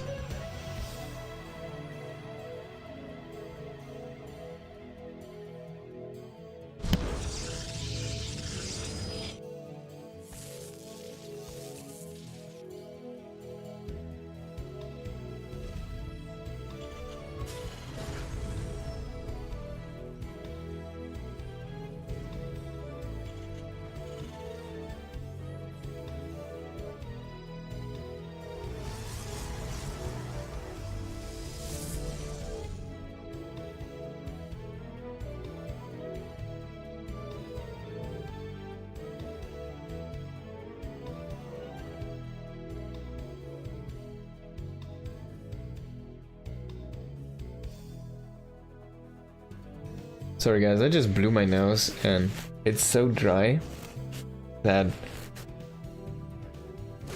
I actually have a little bit of nosebleed now after just blowing my nose. A little bit more than I thought. But yeah, we're gonna get past this here. It's as red as the Terran. I bleed the same blood. So the Reaper coming across here. Reaper number 2. Only 2 though. And then he goes into a Cyclone. Yeah, it's already stopped. So there you go. That skin inside the nose kind of flying away with a gust of wind there. It's interesting pylon position, does not block that path upwards. And yeah, Adepts trying to catch these Reapers. He does not lose a probe yet. And the Adepts are bounced, so now there might be an opportunity here on that natural base. Oh, he kills 2 probes actually. Kills a third. Hero really didn't want to lose the 3rd drone. It's still okay, as I say, usually you want to have those traded out anyways, and he has the Cyclone. So even though Hero is now walking across the map, he will basically be caught by the Cyclone, and I think you want to... Oh, he doesn't see the Cyclone. He doesn't reveal it until the shade is out. So he can't shade on top of the Cyclone. He can't kill one of the Adepts for free, and then he can trade against the rest. Still needs to be careful. He wants to kill one more. Can he get it though? Oh, he does do it. The trick here. And he gets a second Cyclone. Okay. That was some very beautiful decision making there. Hiding the Cyclone from the shades. He knows the vision is just not enough, so he doesn't see actually the Cyclone. And then he waits until the shade is done, so he can get one for free. And then he gets the second one as just a straight up trade. What a play. So gets 2 of the Adepts here. Cyclone going in aggressive, and I don't think Hero knows that there's 2 Cyclones. So now he might look at this and then be like, yeah. But the bunker is a little bit too late here. That one Adept just did a little bit of a circle and is coming into the natural base here with Shade on top of the ramp, but then he has to kind of walk out now. There's a tank. And there's a Cyclone at home. So he shows the Cyclone at home. So Hero's like, yep, everything's at home, right? There might be a drop of Marines, but I can deal with that with some Zealot weapons. No, it's actually another Cyclone inside that one. So this is a lot more firepower than you should usually see here. But he's waiting. I'm not sure what he's waiting for. There's nothing. This is fully exposed. There is no warp in right now. I mean, he probably has the warp in available, so he could warp in 3 units. But you can kill these units. Now he sees the Stalkers. This should trigger the Medivac to go in. Please. Please, pretty please. He also reveals the second home. He still doesn't move the Medivac. I'm not sure why not. There is reinforcement soon happening somewhere. Maybe he wants to wait for the Prism. I'm not sure. There's the Prism though. It only warps in 1 unit here. Not really sure why. I guess he just wants to have the 4 Stalkers for the hit squad. And there comes the Cyclone. Now, Hero needs to warp in defensively. He's gonna pull the probes here. Loses a bunch of them immediately. He's gonna actually recall. That's how powerful this was. And this was waiting here for a while already. Now he has every unit at home. And he killed 6 probes. He's evening out the worker count here. This is looking very solid for Cure. He's gonna do the big swapping around here. He's gonna get the researches he really wants, the stim and the combat shields here very soon. Once he hits the gas, I guess.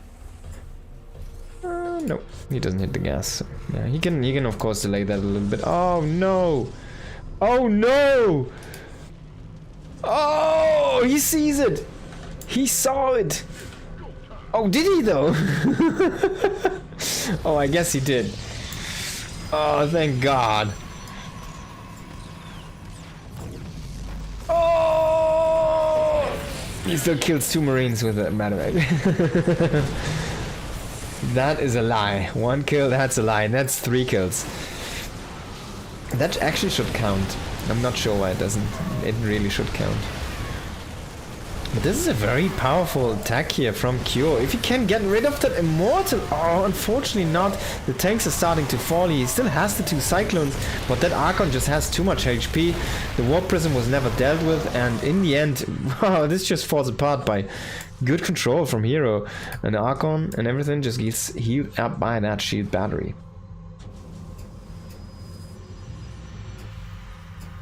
Command Center number 3 on the way here.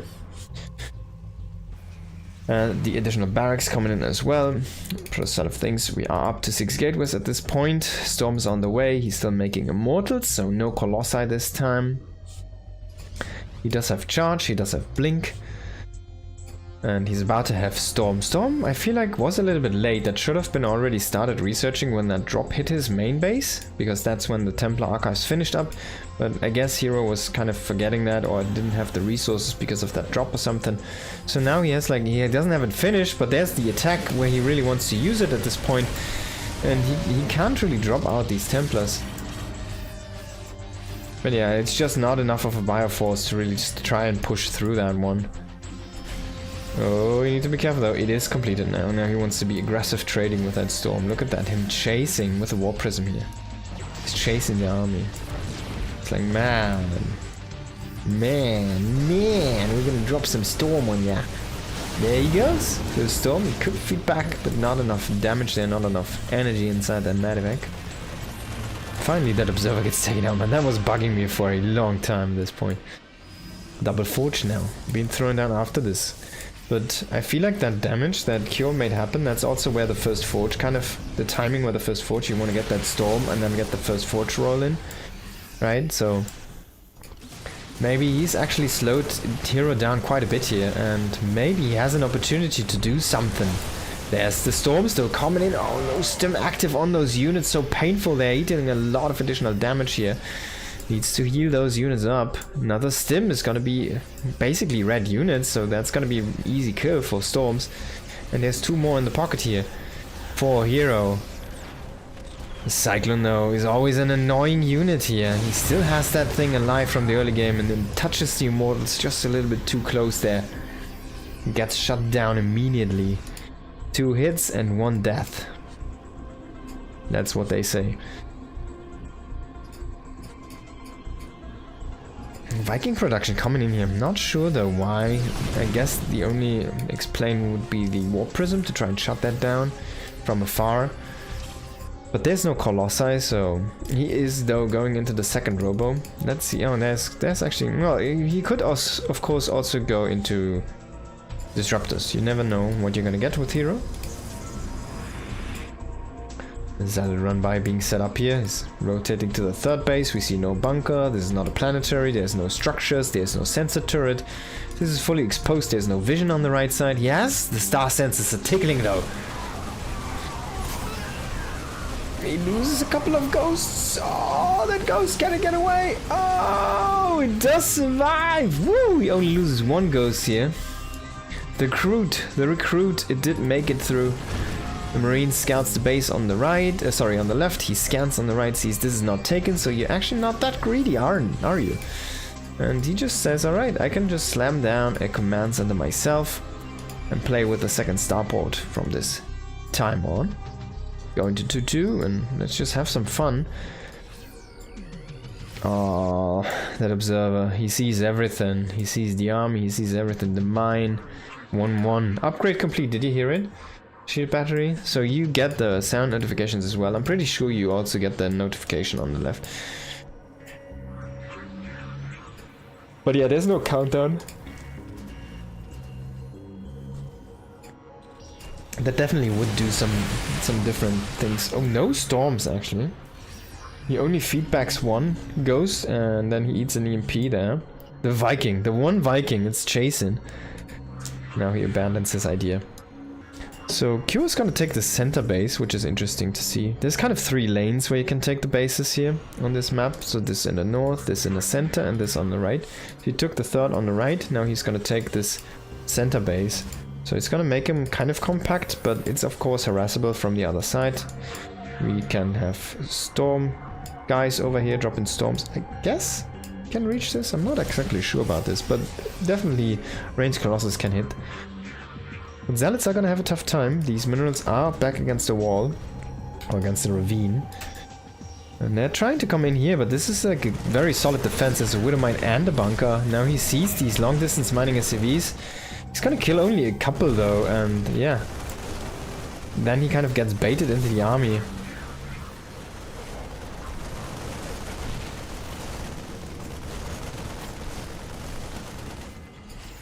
An easy cleanup for Q.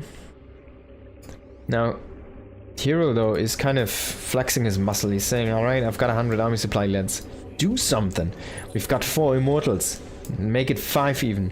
We've got 3 Colossi, we've got the Prism, we've got a bunch of Storm. Oh, we've got a lot of Storm. If he hits the right EMP though, this is the clump, you need to hit 1 EMP. Oh! He hits 1, but it's not the perfect one. He needs another one and he hits it. Oh my god! Hero, what are you doing? Why are you clumping up your Templars so heavily? He has 1 more, I think, in the Prism, so it's not all lights out yet. So there's this one guy who has a Storm. This dude, he has 1 Storm literally. There's the Disruptor, there's the Storm. It's a good one, it's a great one. He kills a lot. Oh my god. It does so much damage. It's probably the best Storm he could have ever gotten. But in the end, he still loses the whole army because he basically threw away like, I don't know, 10 storms, probably, maybe even more, by just clumping the units up like crazy. Wow, man, wow. Trying to give your opponent an advantage.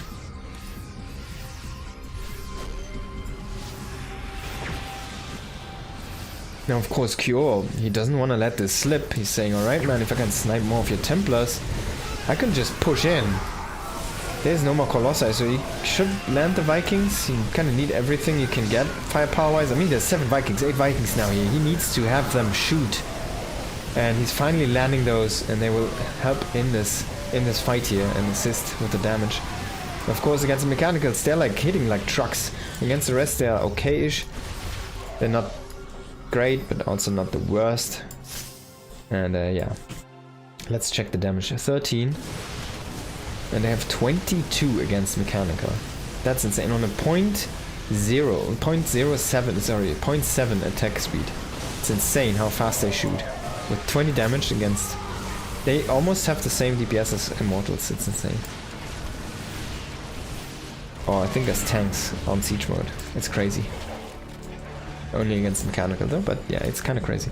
But there we go. Double Forge is spinning. The 2 upgrades are done. 3-3 halfway through. 3-3. About to finish here for Cure. Might want to wait for this for the next fight.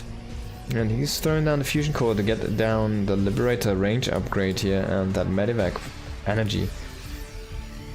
I like the addition of the second starport in the meta. It's like every Terran has been using this for a while now, and it's just so... it makes so much sense to get this so early as your 3rd base, basically. Before the 4th, you kind of want to get the second starport. It's so powerful to have, and you kind of need that. Because you desperately need that air support. Command center number... I don't know. But he wants to set up base number 6. And he's starting to really get that camping position online. He has level 2 ship weapons already complete, so he can now 2-shot Stalkers. And hey, if an EMP hits, he 1-shots Stalkers. Look at that.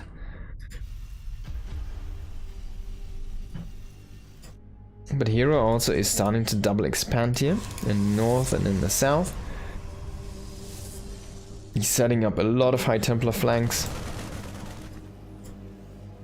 This is actually not as tough defended, and I also want to see like a sensor turret. Yeah, he's gonna throw down a normal turret. Where is he gonna put it? Left? Right? Left? Left is better, of course, because it blocks this a little bit better. And yeah, I still want to see a sensor turret there. He has one on the left, he has one in the center, but none in the right side. So definitely against prisms it would be nice. Against incoming armies it would be nice here on the ground as well. And the game is slowed down. Now, Hero is making use of that by just placing Nexi, and Cure is making use of that by placing additional command centers, but they're not on location, so they don't actually have mine positions to them. And now he says, alright, I'm maxed, I have my upgrades almost. Oh, the lib range is not done yet, so that's unfortunately. He gets a couple good feedbacks there, and then a nice EMP on the retake. Oh, Templars walking into liberation zones. Not where you want to be. The great setup of Cure here. But so many High Templars, man, it's insane. He has more High Templars than I have fingers, and that's correct. He has 14. Thank God I don't have 14 fingers. Oh, the blanket of pain here. But it's not enough. The DPS is not fast enough. There's nothing to assist with the storms. And now I have more fingers than he has High Templars left. Because there's only 2. Things are starting to fall apart here for Hero. 24 army supply, just not enough. He makes some kind of chase into the north, while ideally you want to go into the center of the Protoss base, but there's still 2 more high stacked energy High Templars waiting here. 1 at the 3rd base. This might be enough power to just force this army to die or retreat. Caduceus Reactor not done yet, so the healing power is not as high as it should be. No stims ready, so he will start to lose now units to the storm because they can't walk out of this. Reinforcements coming in though from the right side. A little bit flimsy in the reinforced though. I feel like these reinforcements very marine heavy, not as much power as you'd like to see right into the battle here. Still has the bunkers filled up here, by the way. But he did take another base in the shadow. Are you gonna take like the center from your opponent? As Cure in this position, he just keeps on pushing through the center and says, alright, I'm gonna set up a base there. Is that the next target where you go? Would that make sense? I wouldn't hate it, honestly. 14 fingers would be dope as a pianist, yeah, but you need to develop a whole new technique to play that.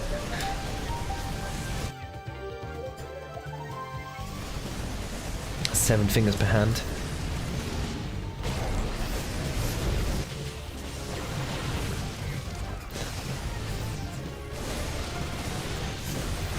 Oh, he unsieges, so interesting choice here. He wants to be ready to take it from behind as well here.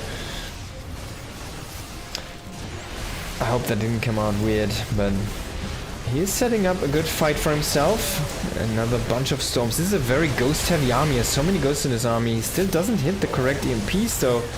He doesn't have an EMP. He has so many ghosts but no EMPs. It's kind of crazy. So these are basically just like gun guys. They have like some nice rifles, but that's about it. So the actual firepower of this army, without the ghosts having stim there, of course, is lacking. And he will lose most of this fighting force, but it's still a very big supply lead here for the Terran. It's insane. 60 supply difference, 107 to 168. There's one Nexus being made here for Hero, and there's an Orbital, 6 Medivacs, a Marauder for Marines, 4 Ghosts, plus 3 weapons on ships, Ghost Cloaking, Armor for buildings, and range for planetaries and turrets. Coming online for the Terran at the same time, and 1 probe. He EMP'd the pylon, but the Ghost DPS is just like... he didn't even... That's like... man. He's like, alright, let me kill a pylon, let's do the Ghost drop. So you can kill probes with 2 shots, so you need to be careful there. I love the Zealots dancing there a little bit, they were like very tingly. And finally we do have this army here on the bottom right. He needs to join these ghosts with that army because, oh no, you don't want to lose them like that. And you don't want to, you want to use them actually. It's a very expensive drop. And yeah, Hero's just gonna GG, he doesn't get the ghosts. And I need to pee, by the way, guys. So real quick, a short little break here. I really need to pee. And then we go into the third game. So 1 second.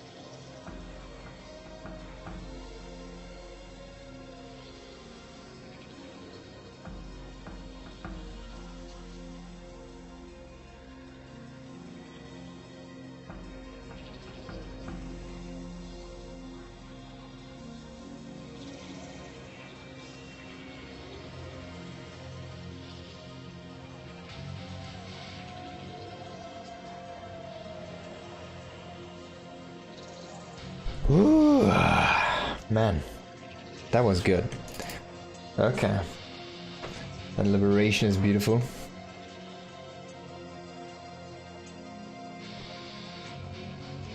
That was a good game. That was entertaining, StarCraft. It's best of 5, right? We are 1-1. Am I correct? Yeah, Kyo did win that. Hero did GG, and here we are in game number 3, Tyto Citadel. In the bottom right, Q, the Righteousness. And in the top left, Hero, the Beast.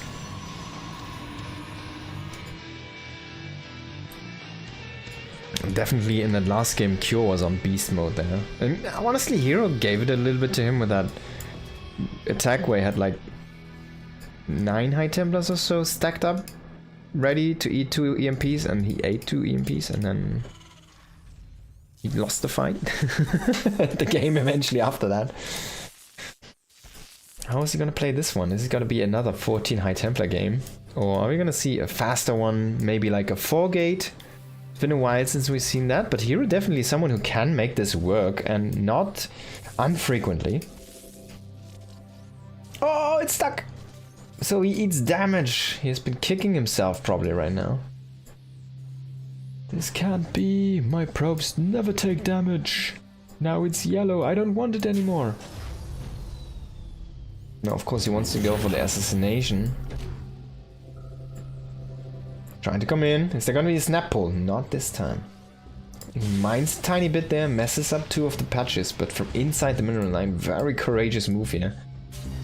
ACV is still on the chase here. Trying to get this one done. He really wants to kill it before he slams down the command center so he can have his peace. It's gonna delay the command center even. 50 minerals. Make something else, a reactor first. So it looks better on paper, he does not reveal the marine. The probe goes home. Or does it? Just goes to the left for now here. It's gonna hide in plain sight. Gonna do a little bit of a turn. It's gonna run into the marine. Is he gonna turn it around or is he gonna sacrifice it? He will sacrifice this. For no real value, honestly. But yeah, so you get the probe off the map. That's quite nice here for Cure.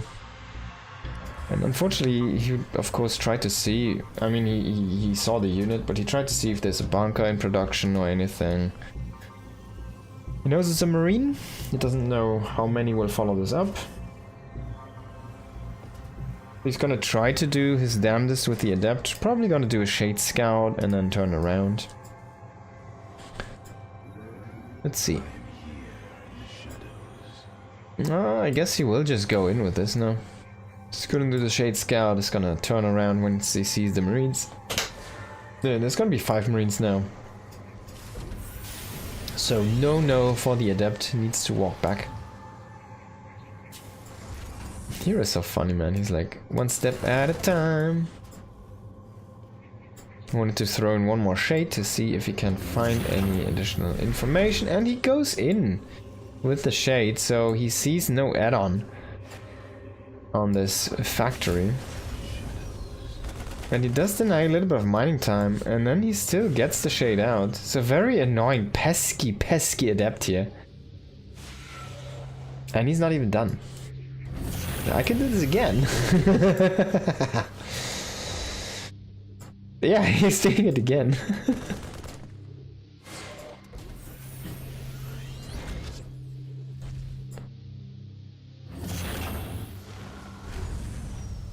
It's insane. And then he rotates the adept and he's like, yes, let's go round 3.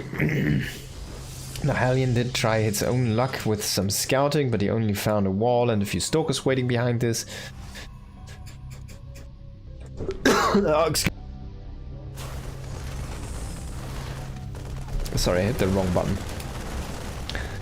And in the end, the adept does not get a kill.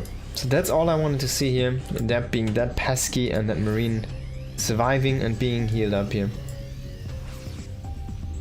Actually, like, marines should have get like tattoos when they killed the first, like, taken their first damage and then get patched up. They should also get a tattoo, like, visually, so you'll know if marines have been through combat or not.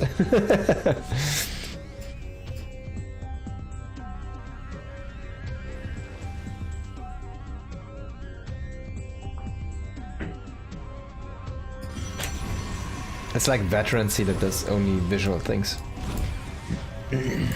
Oh boy. Poor guy.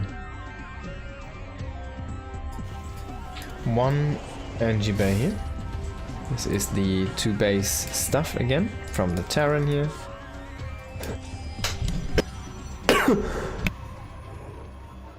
Excuse me, man. I can't hit that mute button. For some reason I've got something stuck in my throat, it just won't come out.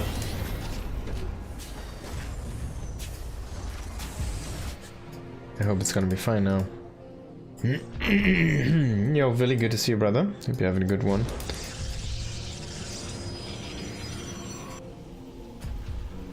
So again, Templar Archives here, not the Colossus. I think he played Colossi. Right, he went into Phoenix and Colossi immediately in the first game, the first map. So, second map into the High Templar tech, and then the Colossi. That didn't work out actually, but this game is doing the same. This time it's looking a little bit different though. He gets the storm faster. And yeah, he's gonna have it definitely for the first big push from the Terran, so that's gonna be nice for him. Not like the last game where he didn't have it ready. So he's gonna be able to crush that first push if Cure overcommits, for example. Definitely needs to be careful there.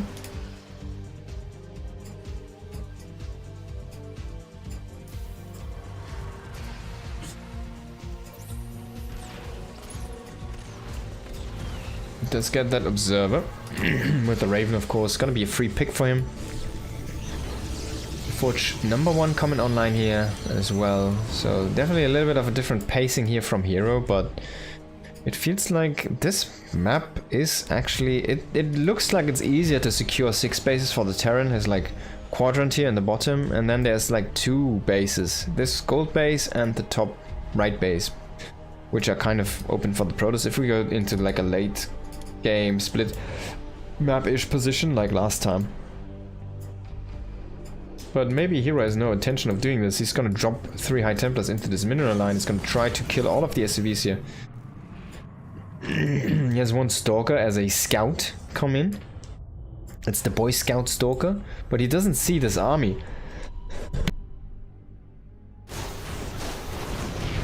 He will drop on top of these SCVs. He's got more storms. He's shooting them down with the auto attack. Can't believe it. He kills like... Oh, there's gonna be 1 more. Oh, 1 more.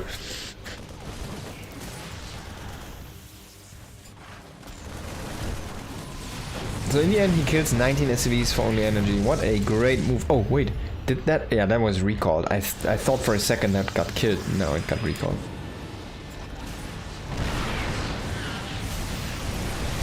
Oh, what a great defensive storm here. But in the end, the setup just looks a little bit too powerful. Hero, did he skimp too much on the units? He's in the main defending against this drop, but he's losing on the push. He doesn't have the units anymore to be equipped to deal with this push. Another storm whiffs. This is his last storm right now. He doesn't have an overcharge ready. He's gonna bump 1 more storm. But honestly, yeah, it's just a nice split here from Cure, and Cure is still standing strong. So he's starting to lose the medevac. This medevac actually needs to go to join this army as fast as possible here. Retarget the tank, he's just doing that right now. On top of the Stalkers, this army starting to fall apart. We see only 2 Archons left here really, and 2 High Templars. That medevac man on hold ground on top of that is gonna start to heal something very soon. I can feel it, I can sense it. If that would have been healing here, that's 50 energy. That could have been a lot of health here on these units. Finally joining this in with the fight here. 1 tank is still alive. He's gonna drop a few Marauders on top again here. And his army is regenerating right now. On the Protoss side, things are not looking as rosy. He's trying to take another base here in the north because he has so much money. And he doesn't really have the production. He's only sitting at 4 gateways. I think he lost a bunch of gateways here in the natural... So he says like, alright, I need to make something with the money, so let's get another Nexus because maybe I lose this one. So he can actually reassess his mining operations. But that Immortal being a hero, they're killing that last tank, and things are starting to stabilize here for our Protoss. That's really funny sometimes how that works. Like until you get rid of these tanks, that position looks so powerful for the Terran, and then once the tank is gone, it's like suddenly it's lights out. It's like, oh wait, oh whoa, wait, we need to go back, you know, as a Terran, and now they are Rotating here to the other side though. He has reinforced some nice EMPs. They're hitting the High Templar. No storms left here. Archons are getting chewed through and only 2 Immortals remain. A bunch of Zealots starting to get warped into the fight here. But it is just not enough firepower, not enough meat here for the Protoss army. Hero frantically reinforcing what he can, gets the High Templar, overcharging it, and 1 storm goes down, but it's just not enough. The bio barely survives. And Medivac's out of energy, but the healing was just a little bit too powerful. We do see a couple of Zealots trying to kill the whole base of the Terran, but that's not gonna work. There's already reinforcements here which are gonna be shooting down the Zealots. Hero though wouldn't be Hero if he would already give up. He sees the Silver-Stimped army. That means it's only 1 storm away from death, but still the storm wasn't there. So Cure does take the game number 3 here.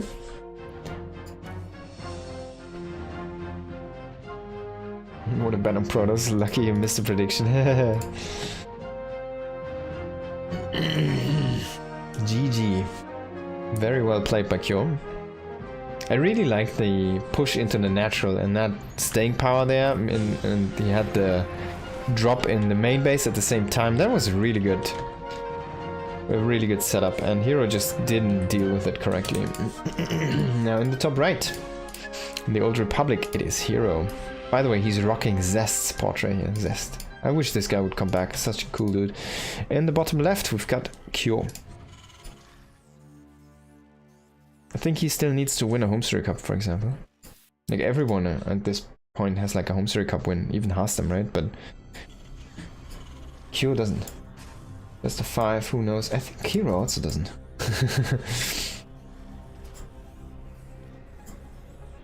We got potentially 2 more maps here. This is a curious SCV though. This could be just an engineering bay block. And definitely that's gonna be it. The barracks is very late though. Even for a gas first.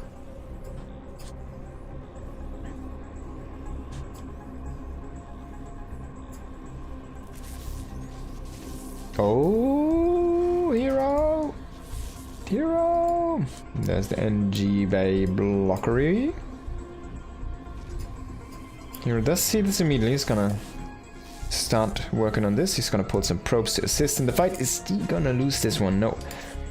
We'll keep it alive. The SCV is gonna walk back. Oh no, he's gonna try again. He has a lot of health on this building. Now, building armor does not apply while buildings are under construction. That's why you actually see them probes do 5 damage here. Is he gonna slam down another one? Is he gonna be that vicious? Yes! Yes! Oh, he will lose the SCV though. Oh, the ganging of the probes. He's trying to be as annoying as effing possible here. And that delayed his command center a lot, by the way. But in the end, like, you're happy if you have your command center start at the same time as the Nexus. It's actually worth it. Because usually what happens is the Nexus is a little bit faster. And quite a bit. Probe gets shut down here. So Reaper. Can he make something work across the map? That pylon rotating. A powerful double rotation. The outer ring, the inner ring. Reaper coming in though. No unit in the main. Oh, he's not jumping in. He doesn't have the guts. He sees the adept. Now this should trigger him. Try to go into the main, but there is the Stalker as well. Top of that ledge kind of waiting, so I guess it's fine. Just go home. Be safe, bro. The Hero is really trying hard to catch this one. But I think Kyo might be able just to sneak this away. Oh, he saw it. And there's the Stalker. Wait, he saw it. He didn't see it. He had it in vision, but he didn't see it. So now he just pulls back the Stalker. He's gonna hit the Reaper, but the Reaper's gonna come in. It's gonna get the Scout in the main base. And he will confirm where the base is. He doesn't really see much. I guess he sees the Twilight, so that's a decent scout.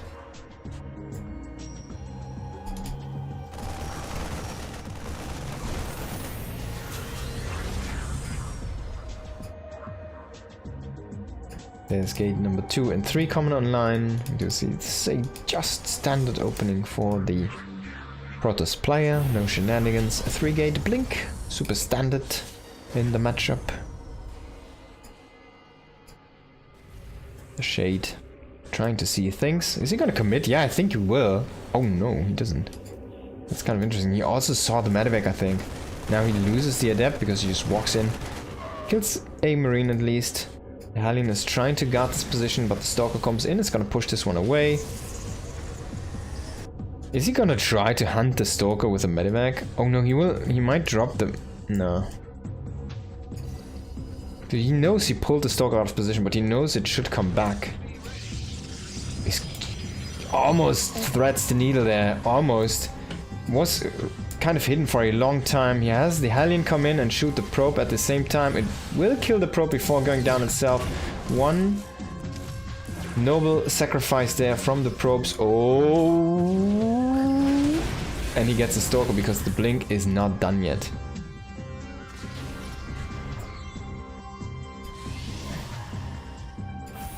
Okay, it's okay. Not really that great, but it's okay. I mean, look at this, right? So many things have died. And only so little here, but the resources is not that bad actually. And if you look at the worker count, it's really good for Cure actually, with the worker count like this. And they're coming in here trying to make the probes pull one more time, but Hero knows there's no mine in that, is there? If you would have, you'd have dropped it again already.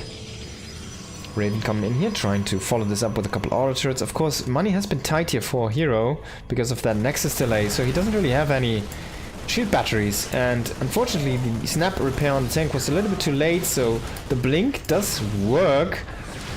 But the auto turrets also comes down here. It's gonna kill a bunch of probes here. It's gonna lose 4 probes potentially. There we go. Counter goes to 4. He's gonna jump into the bunker. He filled it up. It's gonna have a lot of range and firepower. Ooh, he shoots a bunch of these Stalker legs.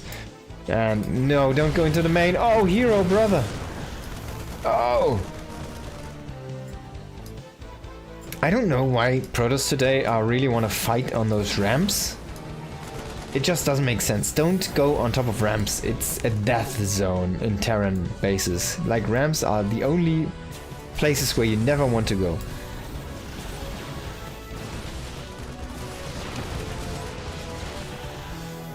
Miss targets there, unfortunately. Does not get the last SCV kill.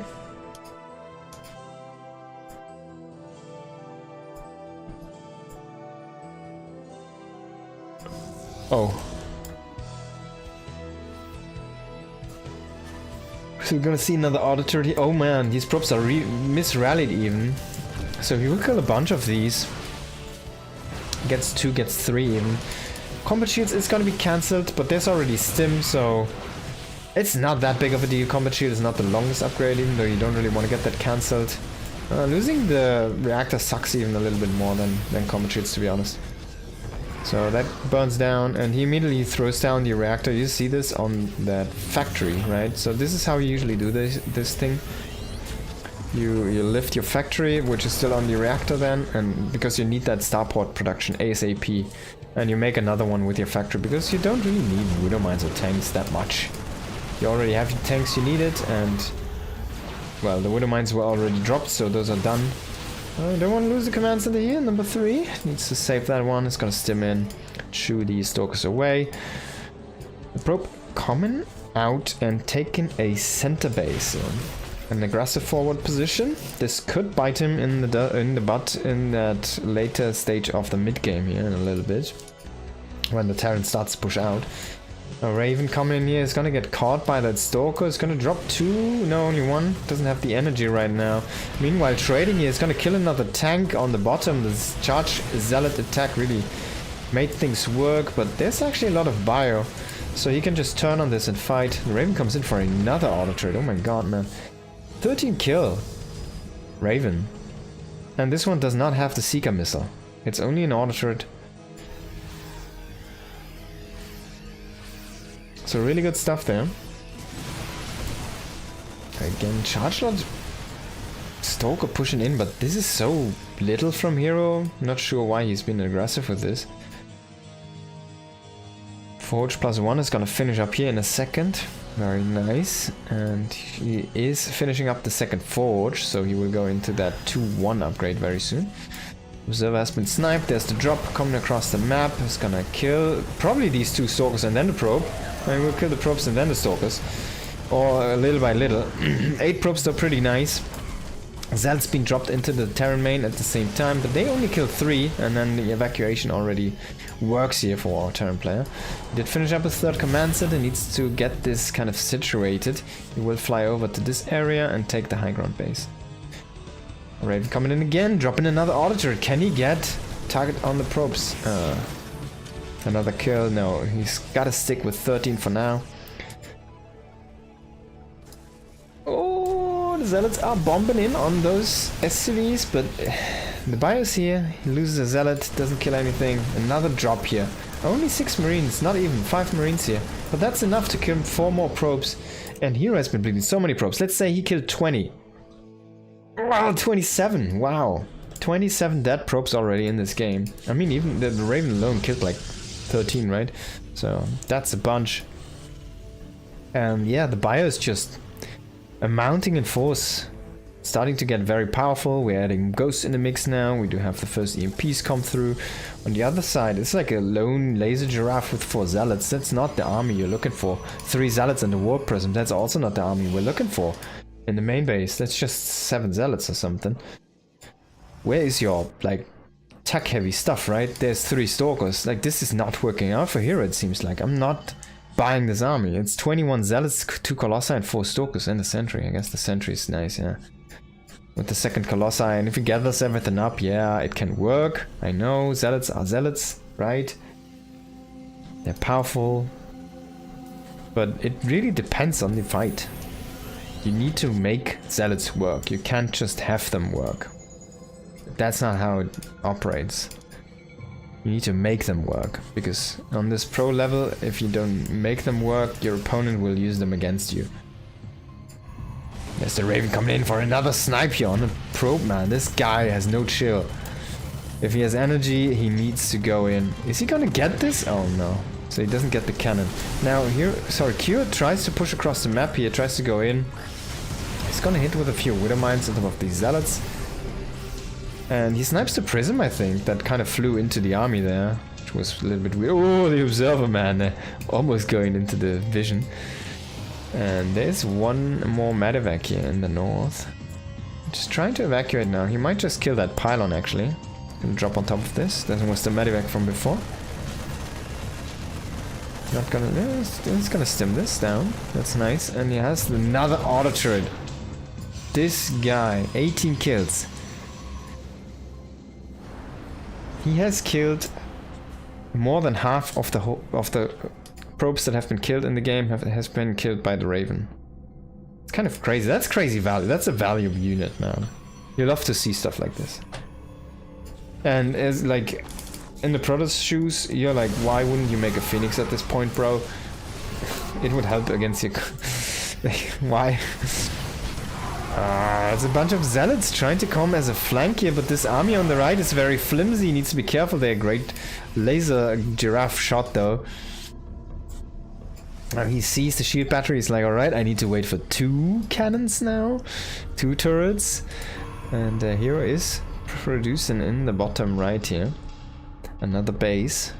And in the top center as well. Q's just standing as a big ball, or I guess it's 2 big balls. This is common with the Terran, 2 big balls of bio. Ready to take on any opponent. So many zealots, 33 zealots, 3 colossi. He needs 13 stalkers as well, so he needs to lose a stalker and make 1 more sentry, please. So you can have all 3s. There's no observer, by the way. This is scary at this point. There's no observer right now. He is making 2 warp prisms currently. There's a drop coming in, but this is the more important hero unit. Dropping another auto turret. Dropping another freaking auto turret. Killing another 3, 4 probes. Full value from that Raven. 22 kill Commander Raven.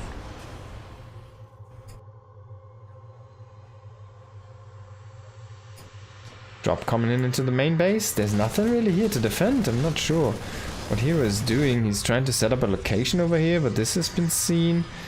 And the prism, double prism coming in here. There's not enough turrets in the turret ring, so he's actually gonna drop a bunch of zealots here. That's kind of funny, double speed prism, to see it like this. Meanwhile, he's attacking on that fourth base here on the low ground, but this is too much firepower, the big Arc of Terrans.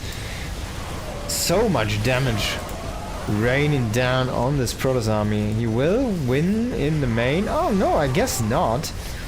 He's fighting into a bad location here. EMPs are gonna hit these zealots as well. A few SCVs are gonna help with the defense. As long as he has the prisms though, that's all he needs. As long as he has the prisms. Let's see if he's gonna lose them to that one turret that's still down there. He will drop into the third base here. There's a bunker which is filled up but just out of range. Let's see though, Kyo might just end the game. On the other side of the map, there's like 2 prisms at home. Oh, he lost the Raven. Oh, I can't believe it. He finally lost the Raven. I think there might have been an F2 or something. Yeah, the Raven did die. Hero unit. But Q is just kind of pushing in right now. He unpowers the Robos.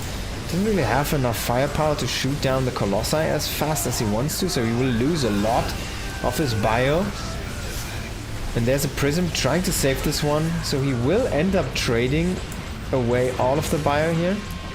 And he will of course lose some of these flying units.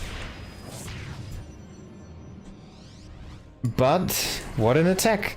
The thing though is there's like 17 Nexi and a lot of proxy gates. He scouts these locations right now. There's one more Viking coming in here. No, he's just going back. He sees this gateway as well. He scouts all of these locations now. There's another random medevac getting killed by random static D. So he loses a bunch of medevacs actually with this in the end there. All of the flying units have been decimated. 5 medevacs and 11 Vikings in total going down here. And that starport that never was finished, this one. You kind of want to finish this up. I mean, it's on a reactor as well. Reactor just chilling there right now. And you see he's kind of staffed for starport units. He's only on 5 medevacs. You want to have that quicker reproduction on those units. Gets a nice EMP there on the top army. In the bottom right, it's actually also, it's only Zealots trying to defend this. There's gonna be a recall. We don't really see High Templars. There's no Storm. So he's trying to play this Colossi style from game number 1, but no Phoenix this time. And we saw what it did to him. It did to him minus 20 probes against the Raven. That's like a trap card. He loses this base here with the Rich Geyser. He loses the probes there as well. He will keep the base in the bottom alive and he will start to push this back quite hard.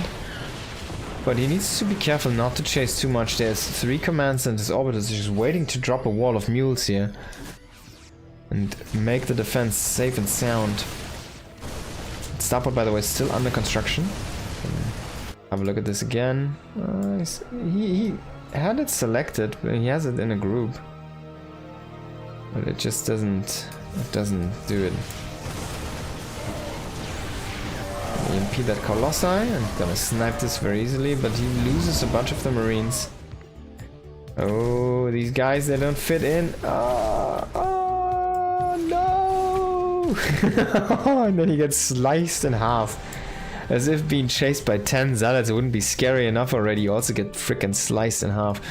Now, Resources lost is incredibly huge in favor here of Kyo. He's 8,000 ahead, while only losing 18,000 himself to 26,000 of his opponent. There's a lot of money that Hero just did lose there. He lost a bunch of Nexi as well. Let's have a look at this. 3 Nexi did go down. Didn't kill a command center. He lost 70 probes at this point.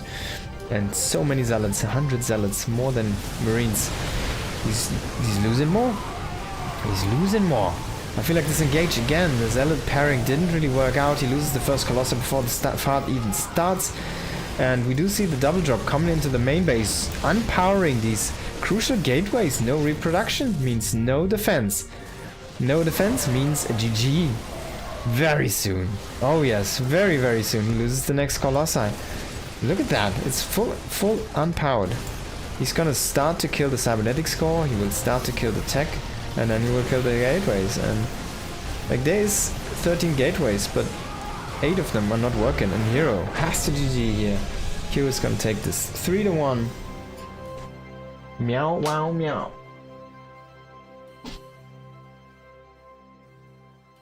That was a very action-packed series. Pooh.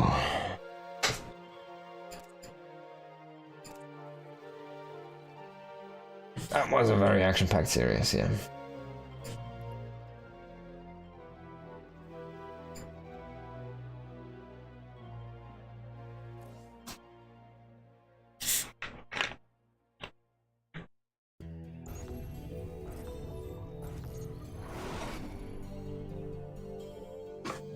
Q looked good. I mean, that's Hero.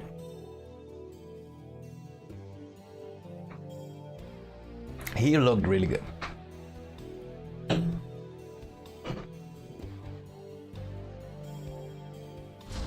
Okay. So next, as you hear already, it's another Protoss. Q has to go through the wall of Protoss today. It's another best of 5, and this time it's a Protoss from Europe. It is MaxPax playing for Psystorm. For Team Psystorm, of course. I'll throw down that gateway here. And on the other side, it is Liquid's Cure. Now, going for a SCV Scout or potentially another block here on that natural.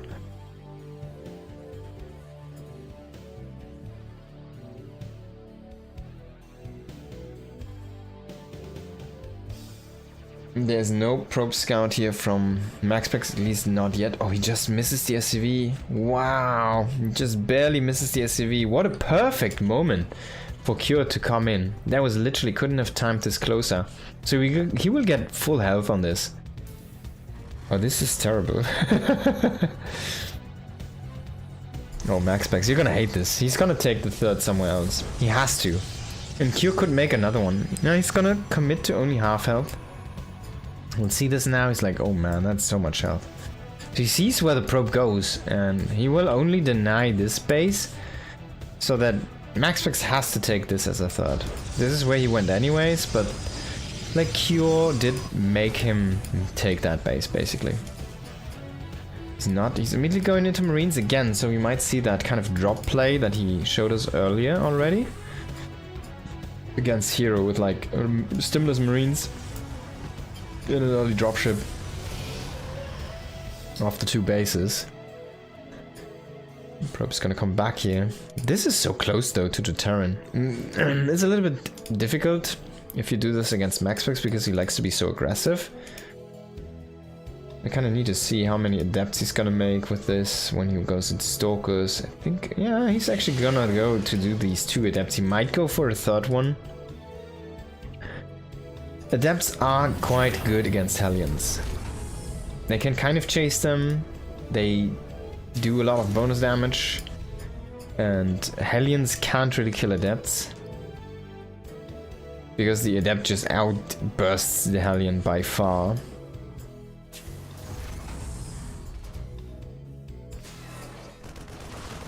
The one Marine, though, is not gonna have a good time defending this one.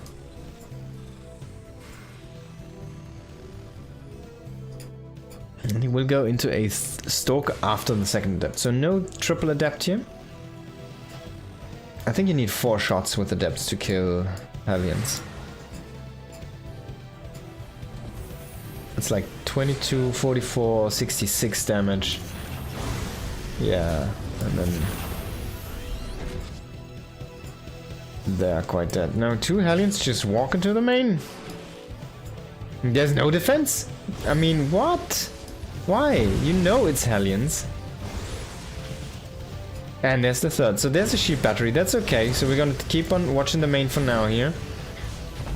So he does get another kill. He might get what? Oh my god, he's actually lining them up beautifully here. 8, and he does get pushed off that natural. 9 gets one more shot down here in the main, it seems. 9 probes did fall. For 2 Hellions. And 1 Marine. And an engineering bay commitment money, I guess. He did delay his own command center to do this though, so it's quite late. Just finish up now. 4 minutes. It's not usually when you see this. I mean, he has 2 barracks before that. He's actually going into triple racks. Huh. And there's no way that MaxPax has this information right now. And he has been getting, like, he gets caught off by this strategy way more than other people, it feels like. Because he just doesn't get the scout. He still doesn't know what this is. This could just be, like, these 6 Marines, they're not that high in number. So you can kind of make this happen from... oh my god, he really wants to kill the Cyclone, but the Cyclone control is just a little bit too good. And he takes so much damage there. Now the Cyclone is gonna get repaired, the Stalkers won't. And there's the Robo on the 3rd base. So the Robo also is exposed. This is actually a very clever tactic by the Terrans, you have to give it to them. Just force out that Robo being so out in the open as well. I guess as a Protoss eventually you might want to have a Robo on the 3rd, but usually you want to have it in your natural first. A little bit more defensive. 2 more Hellions from the early game. No shield battery again. He's gonna get 1 kill, 2 kills. Let's count. That's gonna be it. Oh, he does allow him to shoot. Oh, and he just stop in this thing. I thought for a second he would drop off the cliff, but that didn't happen. Thank God. Now the Hellion pilot might still be alive. He might be now there in that grassy area doing something. Cyclone is gonna try to catch these Stalkers, but of course the Prism Micro is gonna counteract the lock-on very easily here. Still deals a lot of damage to these Stalkers. Now DT Shrine here on the way. MaxPax loves this unit. And finally afterwards going into that AoE, so needs to do something with this. Yo Theory, good to see you. Hope you're having a good time. Gets the Observer. It's a nice catch. And the blink in happens. Kills the tank. It was a good execution there. That Stalker's bugging out. But only at 7 HP, doesn't want to lose this. I don't think he lost 1 Stalker in this engage as of yet. But the lock-on on that War Prism happened. It didn't do anything though. But yeah, oh, there's no battle report in this one, so unfortunately. But he did still. That was a really good snipe in there on that tank.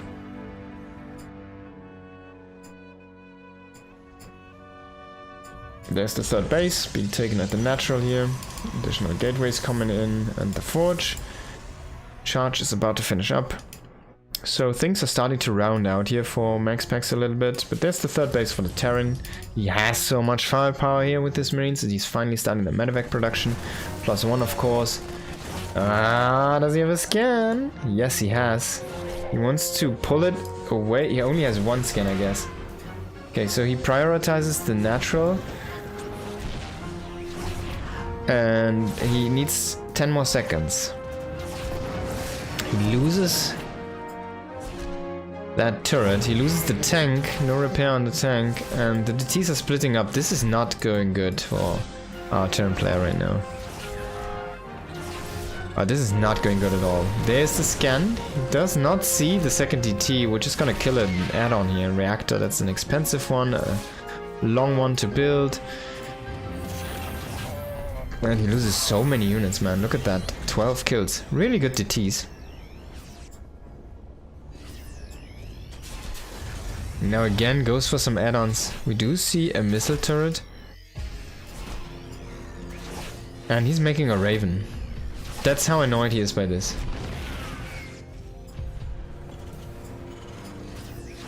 My god, even delays that commands him. And then he picks up and goes away. This guy has like 20 kills. Wow. 4th base behind us. This is looking so good for MaxPax at that point. Even though he locked so bad after that opening where he loses 9 probes. The DTs. They were enough to make it happen again. Look at that army. It's overstimmed. It is underhealed. He killed the reactor for the medevacs. He forced the Raven build time. There should be 4 medevacs. About to be 6 out right now. This push should be across the map. Well, nothing has happened so far from those things. The only thing that is happening is this base being taken, so that's the only saving grace here for Cure, still keeping his chances alive in this game. But that looks good for MaxPax. Really gotta give it to him. His mid game is just stellar.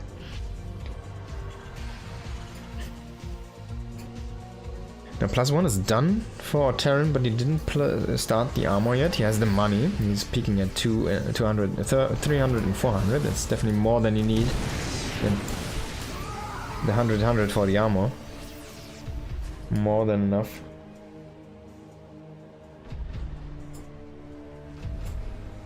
MaxPax starting to gather his army. His +1 did finish up. He has the second Forge online now. It's going into the 2-1. And Cure still not starting that armor upgrade. A little bit sloppy there. He's starting the second starport first.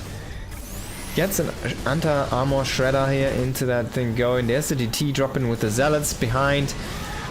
Cure doesn't really have the units to split away right now. He's trying to make a stand here. But he has a Cyclone which will kill the Prism, so the pesky Prism is gone. And once he clears these units, the DT is in vision of the turret, and it's only Zealots left at this point. I think he will make this work. There's one more DT in the third base. He didn't make a turret here. Oh my god. I guess he has the Raven, but well, we see how that worked out.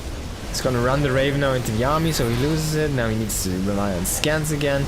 He's setting up some liberation zones, but that's a funny looking Liberator position as well.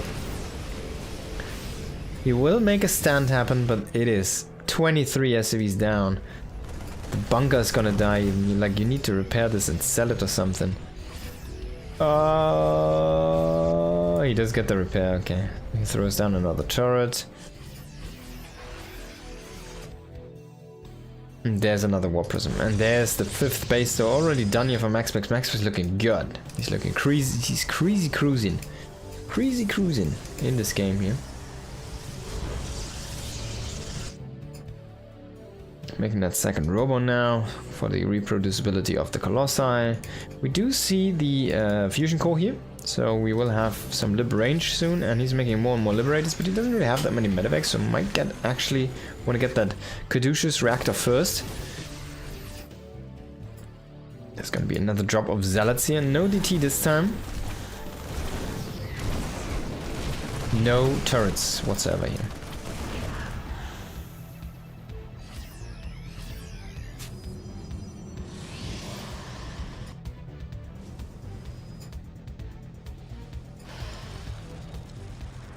This pylon looks so juicy. There's so much on that. DT Blink coming online, by the way. 2-3 on the way here. And on the other side, we finally see +1 only. So this is gonna be the... If Cure loses this game, it's gonna be one of the big factors. Of course, there's way more to this, but that is gonna be one of the big factors. Him not going into... Like, he's already fighting at a 2 upgrade disadvantage right now. And it's gonna be a 3 upgrade disadvantage very soon. Now coming in here, collapsing, and as you can really see that armor shine on those Zealots. And that damage. Honkering down here on the Terran army, wow. That was some crazy DPS there. The Protoss is just overwhelming. MaxPax looking solid. Even though Cure beat Hero, apparently he wasn't equipped to beat MaxPax. Not in that game, at least.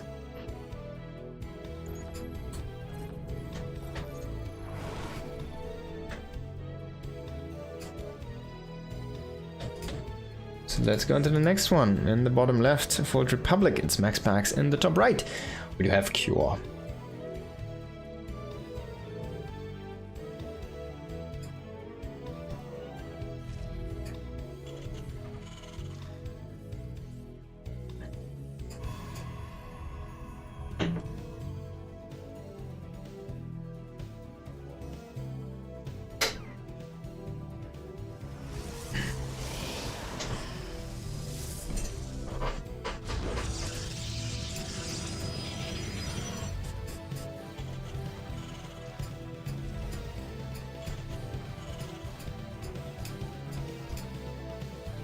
So let's see what both players are gonna do to each other here in this game, and who will come on top of everything at the end.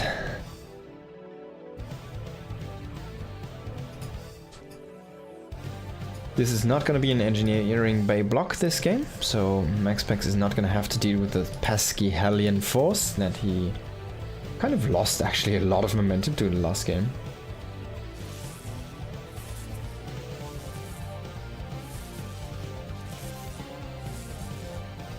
So this should just benefit him, right?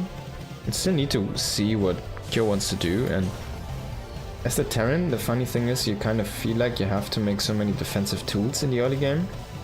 Or otherwise the 4-gate is just gonna overwhelm you. He's still off-centered this one. That's so funny. He's not gonna cancel it. So you have to kind of make all of these units in the early game, and then you have them sit there. And you don't want to just have them sit there, so you're just gonna do that attack. You're just gonna try to do some damage. And sometimes you'll just commit them. But it's always risky because you're then missing the units eventually for a follow-up counterattack. And if you don't deal the damage you need to do, you're setting yourself really far behind. But on the other hand, you're like, man, do I really need 6 more Marines against Stokers that kite me to death anyways, right? So it's really like where you wanna, how you wanna push, at what timing you wanna push, and kind of those things as the Terran here against the Protoss. Your thought process behind that and how you wanna deal with those things. On the other side, the Protoss, well, he just wants to ape you down. Twilight Council, of course, gonna be for Blink here, and then Charge eventually. The Forges are gonna come in online, and we'll have to wait and see if he wants to go into Storm this game. He did go into the Colossi last game. We do see only one. No, there's the second adept. So this is 2 adepts here again. It doesn't have a kill yet on these adepts. And there's again double Hellion. But he will lose the Hellion. Oh no, it dies. 1, 2, 3, 4. Oh, so they have 5 shots. Ah! He loses both Hellions. That's painful. And the Marine. Oh, but then he gets stuck. Oh, one more tick from the SCV. Oh! The revenge. Revenge of the people. Now he has to lift this, unfortunately. So one is gonna go the in. Ah, he fixed it. Okay. Gateway number 2 is done. Only 2 gates here. And to the 3rd base. So skipping the 3rd gate, going into a faster 3rd base. Like to see this. Going a little bit more greedy here. After having such a nice opening there against the Hellions. But 4 Widow Mines are gonna be dropped.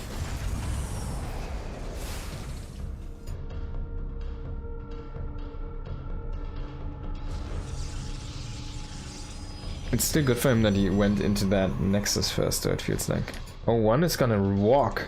One is gonna walk into the natural. So he wants to draw all of the Stalkers into the main. And then he walks into the natural and kills him. See? The Stalkers are gonna walk away. The Widowmine walks in.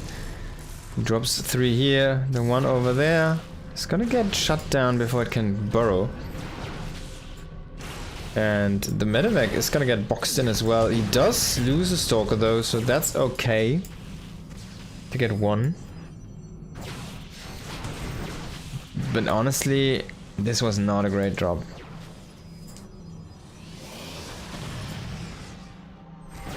Yeah. That totally backfired. Look at that. He loses 1 Stalker. 4 Widow Mines and a Medevac? Yes, I'll take that trade any day. It's very close to the perfect defense. This guy is lifted. He's waiting for the barracks. And there's the 3rd command center. Now, Kyo's opening in the last game did really well. Now this game it's actually backfiring. To the point where he hurt himself. He doesn't have a Medevac right now, if I see this correctly. He has the auto turret again, so he's like, alright, let's do the Raven thing again, which we did against Hero. Let's get 18 kills on the Raven here. He gets the first 2. The Raven tanks a lot of damage there, gets another one.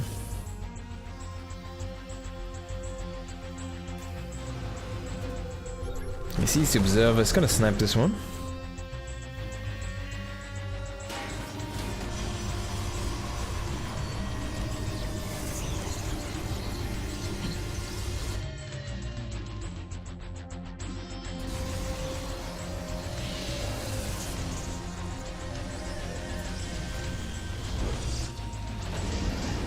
And there's a double drop. Being picked up here right now from Cure. Trying to go through the north corridor. It might hit this warp prism and, well, he's actually unloading. So yes, I think he will catch the prism. That might be really, really tricky here. No, he's gonna miss it. Oh no, this could have been the play here for Cure. He's trying to circumvent these Stalkers. The Stalkers don't know where this is yet.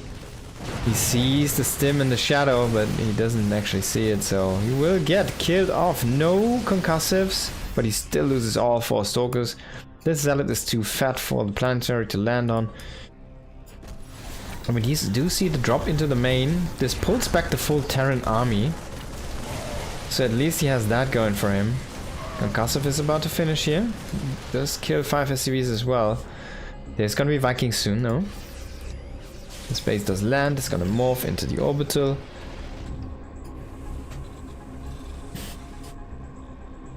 Cure's playing a defensive game for now. He caught these units, which is really good, and he really, really heavily caught them. Like, these Stalkers were free fodder. Now, if he could kill this one, yeah, he kills the Prism. This is huge. So he shoots down the Prism as well. This is all free damage here. I mean, he wants to make Vikings anyways. He doesn't know this yet, but it's Colossi. I guess he saw this thing. Didn't see the.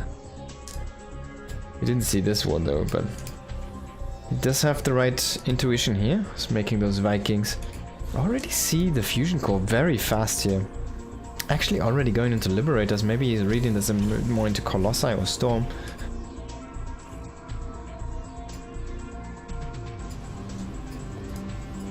So what am I here on that ramp, waiting for a connection.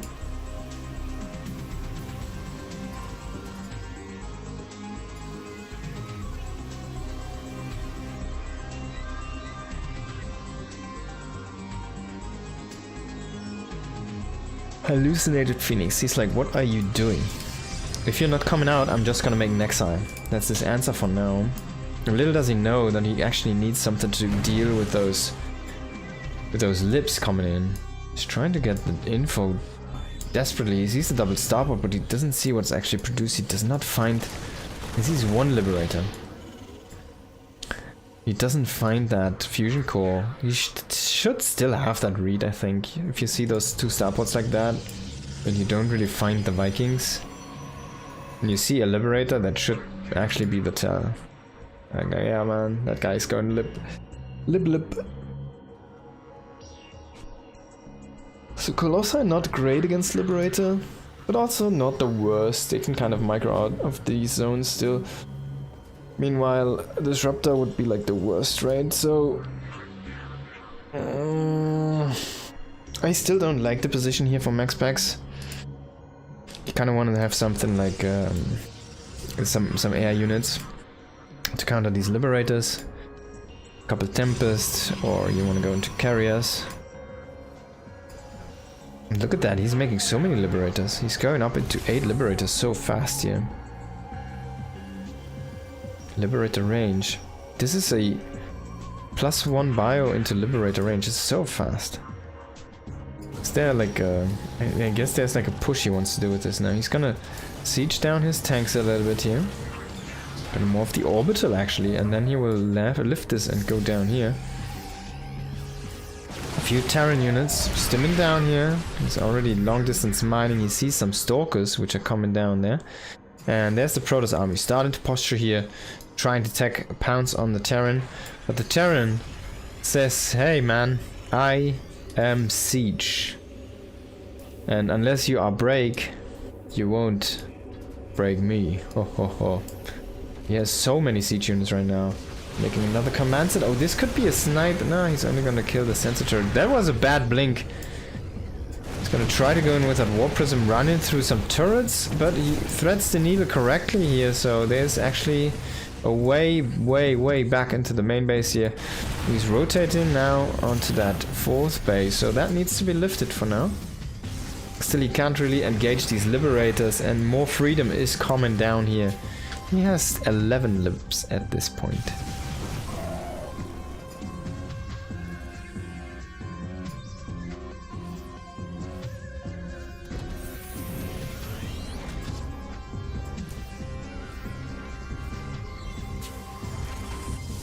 MaxPack's making more and more next time. Just setting up. Finally, he's going into that Stargate transition. We already see 3 Stargates here, 2 of them in production and 1 fleet beacon plus 1 air weapons. He's going into DT Blink, and if he loses his army right now, well, he can only remake Zealots really. He needs to take more gases. He needs to get those saturated here. He has some more over here, which he's not using, and these bases he needs to kind of start to get them mining. Even though he has 90 probes, you want to redirect these probes from the main and the natural, keep those resources for later, because they're so difficult to deny at this stage. But it's easy to poke out a fringe nexus somewhere, at least easier than go into the heart of the Protoss main base. Ah, the Viking and the turret should be enough here to deal with this. You might want to slam down a couple more turrets down here, so there's no way of any entrance here. +2 is done on the damage, but he's still only working with +2 armor here, coming in. Should have +3 damage come on as well.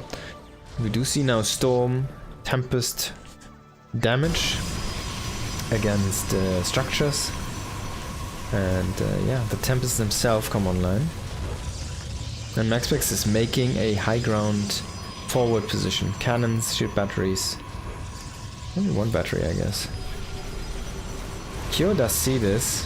What is he gonna do about it? What are you gonna do about it, Kyo? He will accumulate his 700 liberators. He will make a lot of freedom. And they will not connect to a Colossi. Ooh. It's actually making this over here as well. That's kind of funny. But there's the Tempest. So the Tempests are gonna start to put a timer on this Terran force.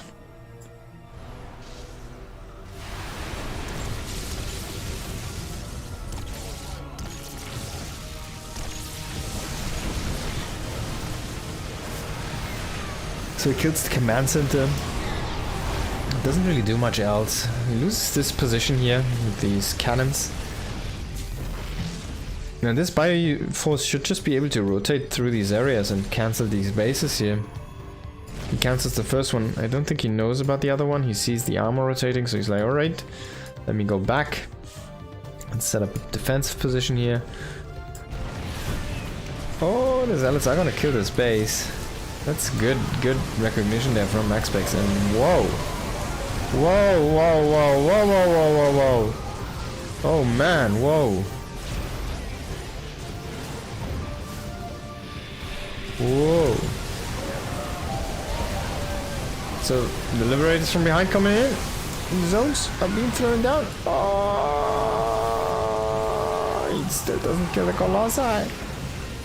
Still doesn't kill the Colossi. He loses all of his Vikings.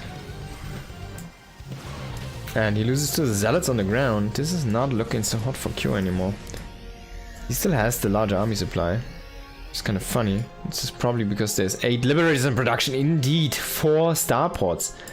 He's just making Liberator Ghost. We're all the way back to 2019. Lib Ghost all the rage again. Needs better upgrades for those libs. I want to see a second armory if you go 8 libs at the same time.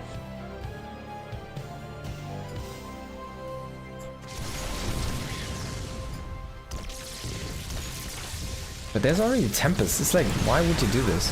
Now he's also making a bunch of Vikings. He's making so many air units, he definitely needs to get those upgrades. He's only on +2. He's gonna lose this base here, by the way. This will get killed. And this one over here also got killed by a few DTs and Zealots. So, well, he does have more orbitals here to just run over. Oh, there's one coming in. And I guess he just makes more command centers over this side. Trades have been looking decent enough for Cure, just the mining hasn't been looking in his favor at all. MaxPack's just controlling the whole map. So they're doing a good job. He kills so many of these command centers, which should be cancelled, honestly. Gonna get another one. Yes. Oh, that's some big kills, because look at the money, it's not there. That's 4 command centers, 5 command centers he lost. And 3 were in production. That's definitely a big mistake. Yeah, Terrans haven't really been cancelling their CCs in production, really. Recently, yeah. This factory, by the way, should probably be landed over here. It's just a placeholder nexus. You can also use this for recall, of course. You can use the chrono boost. There's nothing really you can boost right now that makes sense though. He's gonna try to push through the center. Not really a big fan of this. It's such a choked up position that Terran is gonna love it when the Protoss walks units in there each time. Nuke. Getting a nuke. You might be able to take out these defenses very easily with that nuke.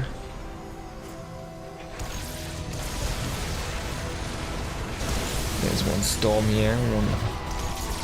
Ghost is get shut down.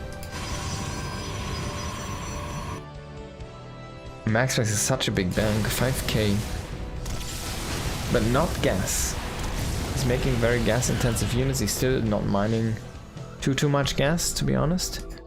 He has these geysers, but they're not mining. These are not even made. There's the nuke, by the way.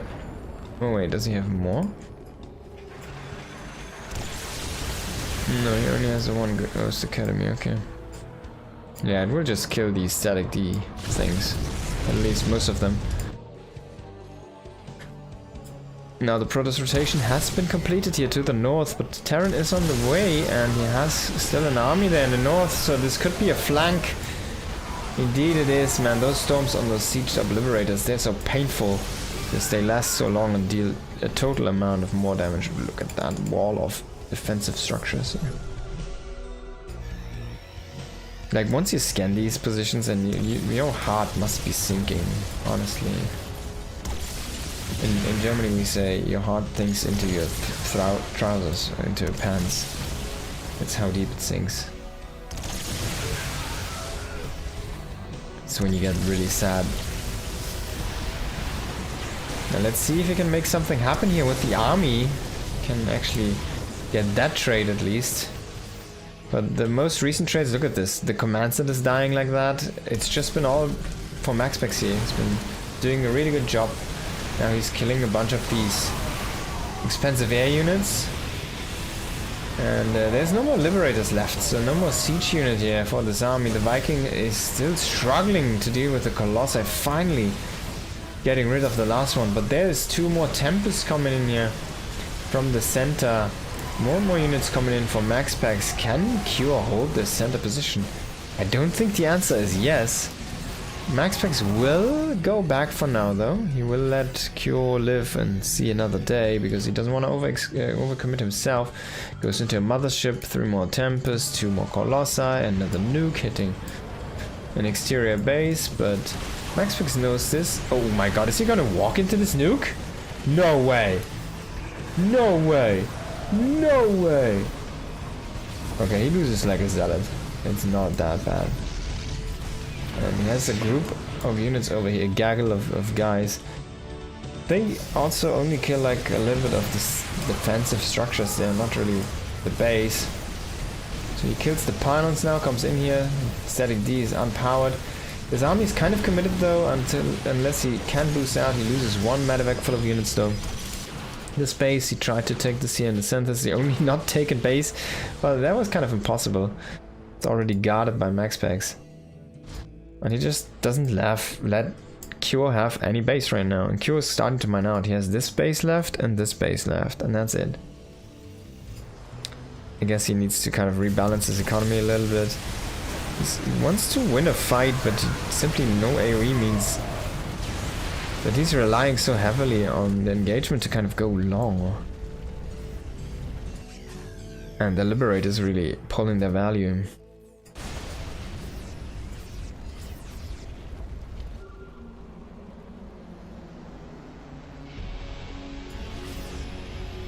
Repairs the Obser, at least.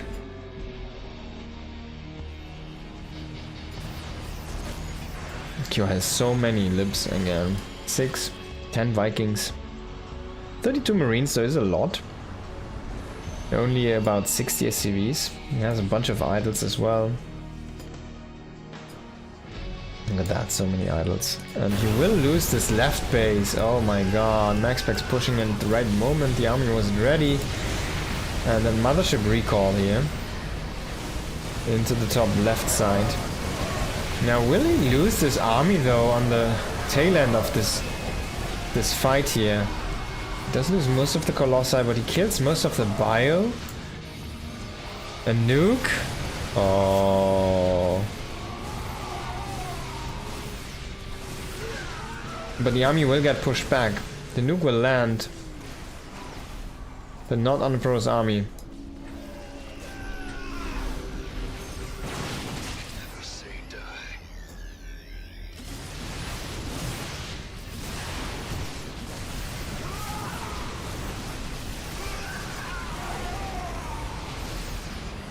Man, more and more Liberators come in here. He's just making Liberator and Marines right now. And I guess he made this turret, but this is not a planetary. There's so many SCVs here that can be killed. That tank has had his best days are over now. That bunker is still full. That's gonna be nice. The DT is walking up into the main base and standing on top of the depot. There's gonna be a Stormy on the left. Nope. He had it, but he didn't do it. The DT is inside the main. There's a lot of energy though, so you don't even need to do that. You can just scan it. But yeah, GG here is gonna be called. Cure is gonna throw the towel. And MaxPack is gonna take that.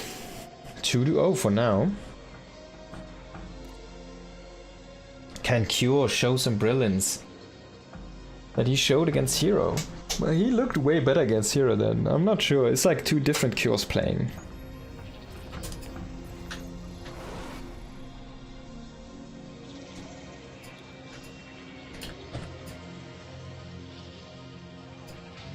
Okay, you are in map number 3. MaxPack's looking good at 2-0. The top left needs to bring it back, Mr. Cure.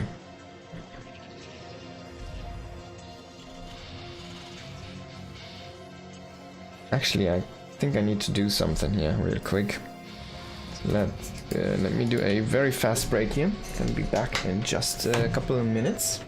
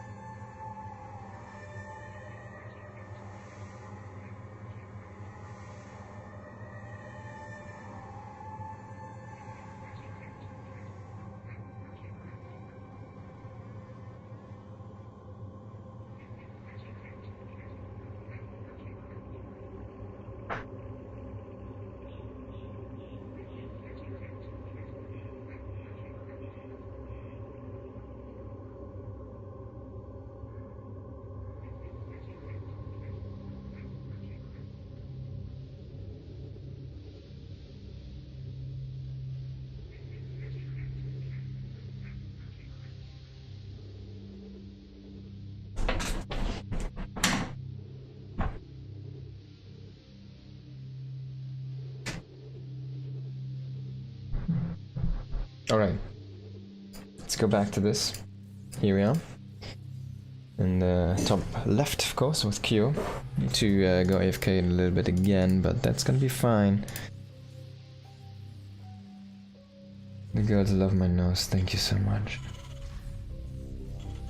I love it too. It's great.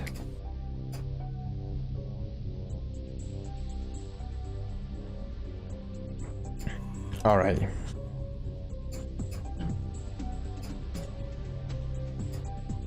Let's see if MaxPax can close this out in this map here, or on this map.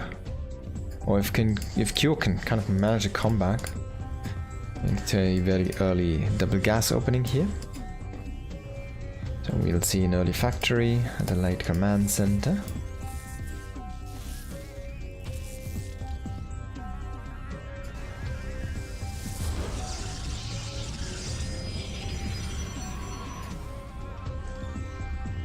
Might even produce the command center here on the high ground. 10,000 feet has like a funny main base layout. There's like these dead zones. This one in the bottom here, which is not that big, but this is kind of an odd space behind your natural.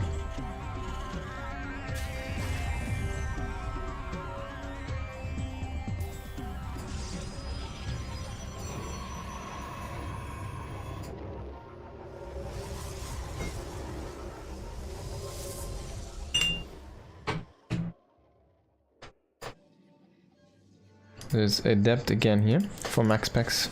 Probably gonna see the double Adept too. And Q actually taking a low ground base here. He didn't make... Oh, he made a Reaper, of course. There we go. He didn't make a Marine this time. So he's gotta be aggressive with the Reaper. On the other side of the map, he's gotta keep the Adept at home, so he can't throw down at command center on the low ground until the Reaper dies, kind of. That's when he's, yeah, gonna expose that one, so he wants to at least have the Reaper survive until that point. He's gonna walk back for now. He could kind of fight with these vision blockers in the middle, but he didn't do it. In the center there of the map. Now, he actually didn't produce the Cyclone yet, so he's gonna start this now. He emphasized the Marine production first here. Just gonna be in time to save the Reaper there against that Shade. But 2 Adepts might just commit here. He's focusing on the Marines for some permanent damage. He does get 1. And now the second healthy Adept is coming in here. He really wants to kill that Marine and then snowball against the SCVs. There's some SCVs fighting though, and 1 Shade was too early. And the Shades were not synced, so he loses 1 Adept there. With the Cyclone joining in as well. So it's in a Marine for an Adept. It's okay. I think it's actually better for Q. I like this for Q. Yeah. I guess he lost 2 Marines, so maybe it's better for MaxPax because the Marines just scale better, but they are so expandable as well, right? So it doesn't really matter that much. I like it better for Q, I guess.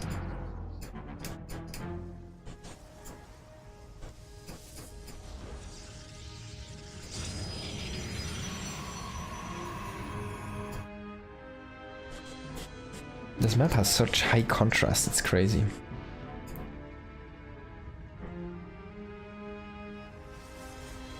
Medevac is gonna drop in. He needs to drop the Reaper because he lost the 2 Marines. Oh, he gets the lock-on a Stalker here. Blink not done yet, but the rest of the Stalkers are gonna push this away, so no kill confirmed. So far, both players extremely conservative with their units. A Viking. 2 Vikings. Okay, he will go for a push. Oh, he just wants firepower. He might just do a pull with SCVs here. He's gonna pull 3. And that's gonna be it, I guess. Yeah, he just wants firepower right now. That's why he makes Vikings, tanks, and Marines. And it's like an anti-Stalker army. Oh, can he get the kill? He does! That's big! Oh. This is looking good for Q already. He might lose that Viking, but maybe he can get to the army. And he does actually, indeed, That's also quite big. That's the second one and can get repaired. Remember the SCVs with the army. He does set up 2 tanks. Might want to throw down a bunker here, but there's gonna be that immortal popping. Gets immediately sniped though, man. The Viking DPS just a little bit too powerful. Remember, they basically hit like siege tanks, DPS wise, sieged up against those armored, against those units on the mechanical side here. Oh, look at that meat grinder! So far only 6. Another Viking reinforces into the standing army there of Max Packs. The unpower has been resolved, the power issues.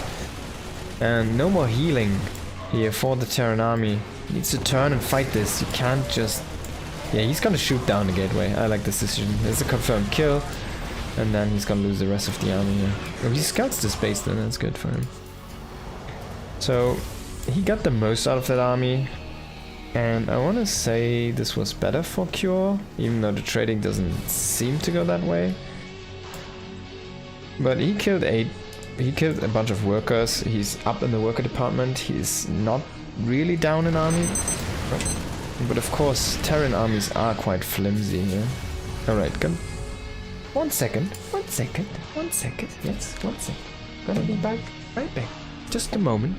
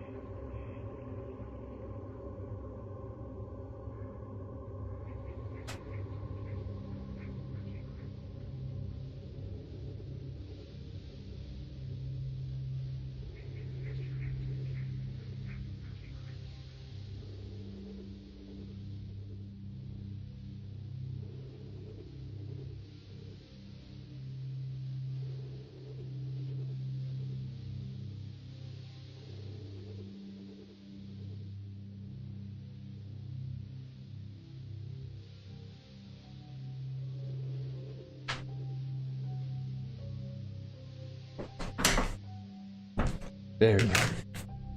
Back again, sorry for the wait. And let's get back to the game. You're looking very solid there on that defense.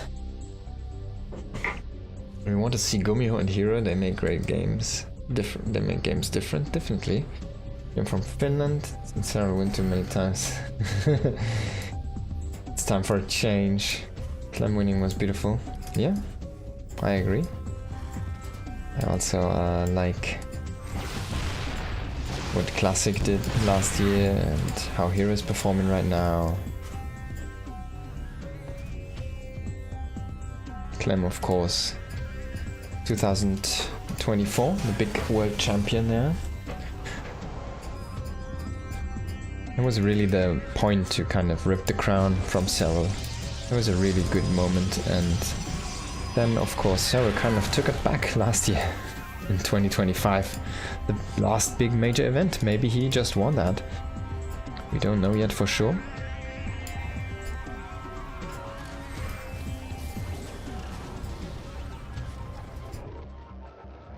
Storm on the way here for Max Packs. Gets the first forge going there, I think.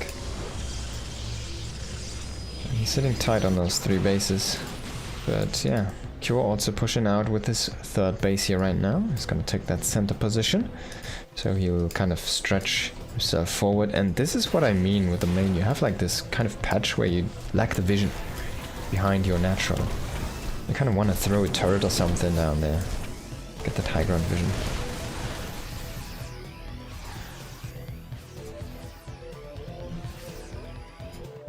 He has a couple of turrets down here. He needs to reinforce this side as well with like... That's a lot of turrets you kind of need to place down there. Like 4 or something to really cover this. You can kind of slightly cover this with 2, I guess. 1 over here and 1 over here or something. There, Max Packs rotates into the center. He has some storm stacked up. He wants to start to trade a little bit here. He's actually kind of going around this. These tentacle things have been bled out, so... They open up the map now a little bit more. Viking is gonna chase down the Prism. Prism is gonna recall, and the rotation has been fully done. Max Packs though spending a lot of time just walking. And yeah, let's see what he can find here with these Templars. He's trying to kill them with the Marauders only, but the Immortal was ready for that. And in the end he doesn't catch even one of these Templars. The tank sitting over here would be amazing, wouldn't it? Is he gonna drop them there? No. He just brings them with the army. Oh, if he can catch this Prism! Oh, that's a big catch! That's a big catch! That's so many Zealots! That's a lot of money. Storm waiting though. Kills no units. And he loses the Templar. He might intercept the reinforcements. Maybe he's gonna get caught though if this is gonna be the perfect turnaround here from Cure. Cure loses a few Marauders and he will keep on pushing. He's gonna set up the tanks from behind, and he does have a couple of Vikings only. They're landed though. He does get a cancel on this base. Yep, it's not a kill. And now the Holy Storm powers pushing in here.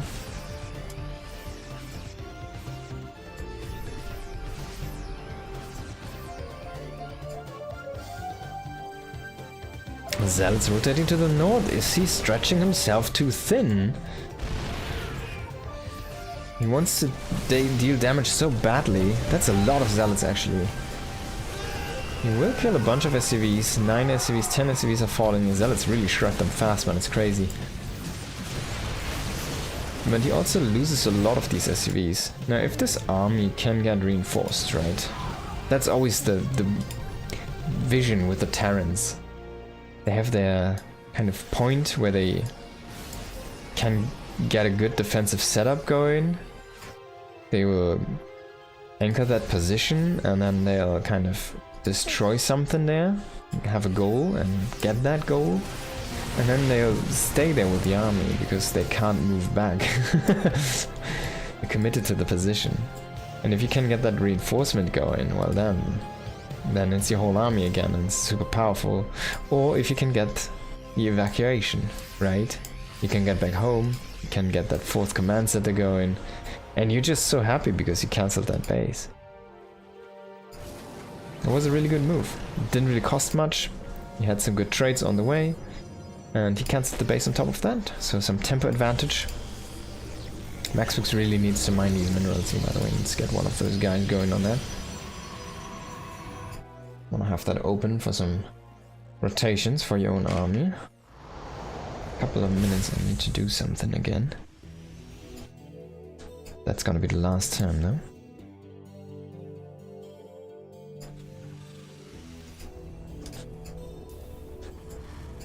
So no more tanks coming in here. Kinda wanna put a barracks on that, I feel. He's making the barracks over here, though. So he's abandoning an add-on. Factory could have stayed there. He wants him to be a vision spotter here. And at this point, I really would love to see these tanks kind of be inside the mineral line or like over here to have the rain over there as well for any rotation. Now, Maxpix is setting this up like a flank. He's gonna come from two sides here. And that command center is just lifted. So he wants to take this north side. It's being pushed and this... Oh my god, these zealots on stand ground. They're eating big EMPs. And a lot of tank fire actually. This is not working for Maxpix yet. This looks really good on the defense. The tanks are doing so much damage there. And the other flank has been reset as well. Pushed back here. Planetary is starting to morph, but it's not done yet. Some good storm here. But a nice counter EMP. He still has one storm almost ready there on one of these Templars. This map is kind of running out fast. And you're not gonna get this base. The Terran is gonna get this base. This base is gonna be difficult to take. It's actually rather easy to split for the Terran, it feels like. You can stretch really fast here. 10,000 feet into all of these corners. Now Maxpix trying to push in here at the same time. He's coming from the other direction as well, but the Planetary did finish up during all of this and is anchoring this position here. Keep him safe there. We have the triple starboard coming in. One starboard of course finished up and the fleet beacon on the way with 2 additional ones. Plus 1 on the way. Oracle number 1 and I think the only one coming in here. 3-3 about halfway done and just started on the armor there for Maxpix. 3-3 for Kyo. Kyo is skipping the defense upgrade. He's like, alright man, I only need the weapons. That's all I need. Plus 2 armor is gonna be fine enough. And we'll already go into that Liberator Trilogy. He's going into more and more command centers. Now he's using this area already for the marine production there, but he's producing more and more command centers, making walls, buildings here. He wants to probably saturate this a little bit higher. Like he has some oversaturation over here. This is like almost mined out. He's actually not on a high SV count. 63 is quite low. And yeah, Maxpix is gonna use his siege composition again, so this is gonna be quite difficult. And he's already starting to kill some zealots. Because he wants to have that additional supply. War Prism dropping in zealots here. That second turret unfortunately not ready there. Just in time basically for Maxpix to come in and do a drive-by here. At the same time, he wants to push at the front, but this Congo line is not supposed to work here.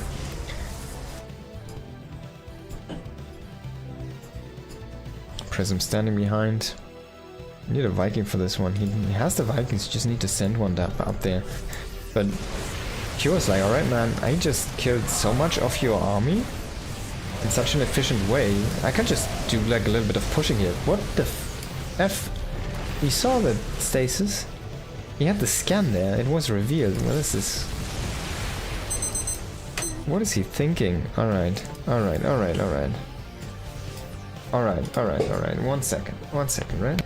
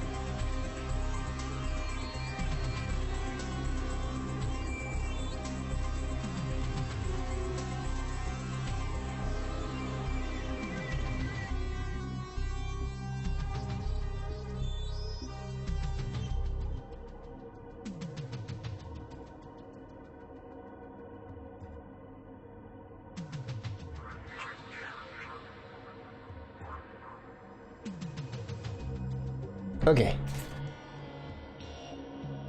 There we go.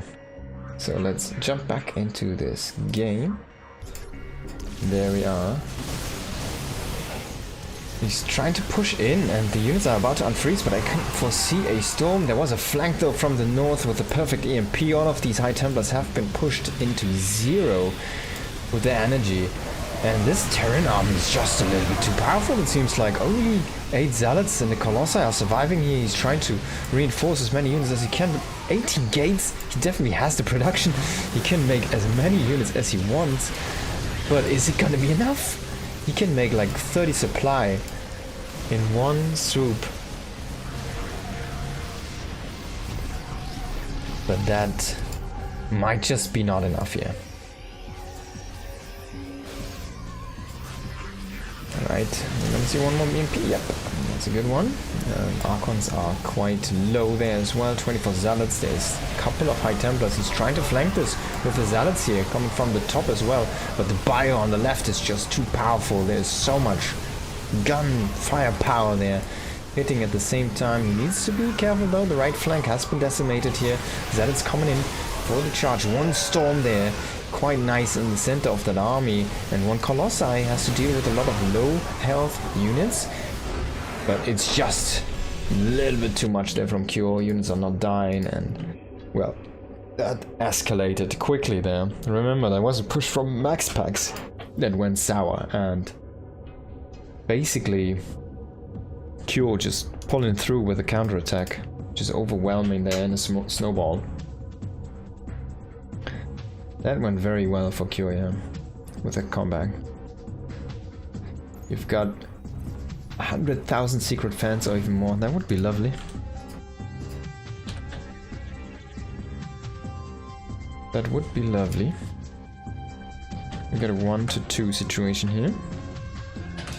Alrighty. So let's hop into the next map here. In this best of 5, it's Tourmaline. In the top right, we've got Max Packs. In the bottom left, it's Cure. Hero performing was so nice to watch. I almost cried. Yeah, Hero is really an exciting person also to see. It's always cool when people like him actually do these championship runs and like take trophies, because they just are players who are fun. Like if they are in a game, sometimes the games are terrible. Like let's say 10% of the games are trash, but there will be only 20% of the games that are average, and 70% of the games are gonna be high quality.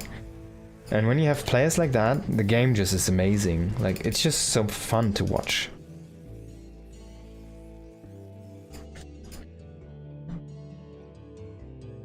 And then he does I think he did the backflip or something, right? Didn't he do one? He did one. Oh no, he did like a, I don't know, like a wheel or something. A spin.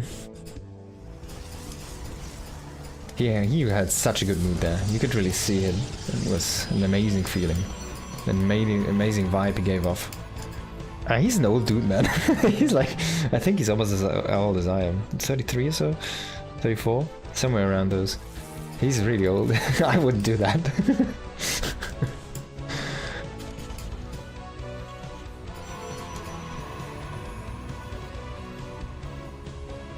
I was a little bit sad about the format of the tournament. It was just a one chance KO tournament. I was kind of hoping for a double elimination, not a single elimination. There was of course only invitational tournaments, so no qualifications. I hope they do more stuff, but yeah, like I just hope they do more stuff. Like those ones. I hope they find some good sponsors. It's of course like the worst time for Oliveira to quit StarCraft, right? Because he made so many fans with his championship, then the server was offline, and now the server's back online, and StarCraft is kind of growing again in China. But the time is like, or Oliveira is like, man, I'm gonna retire because there's no EPT anymore, and EWC doesn't, it's like so uncertain and stuff.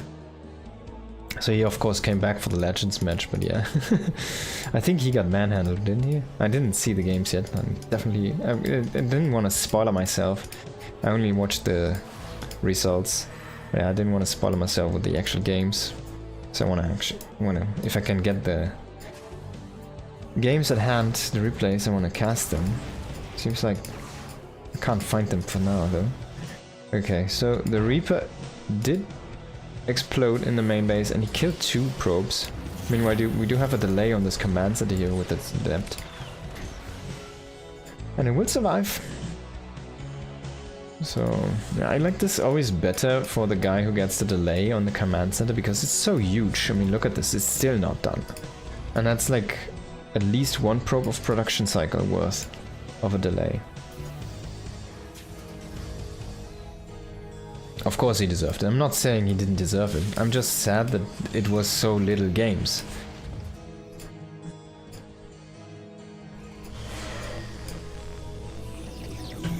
For like a tournament with that kind of audience, right?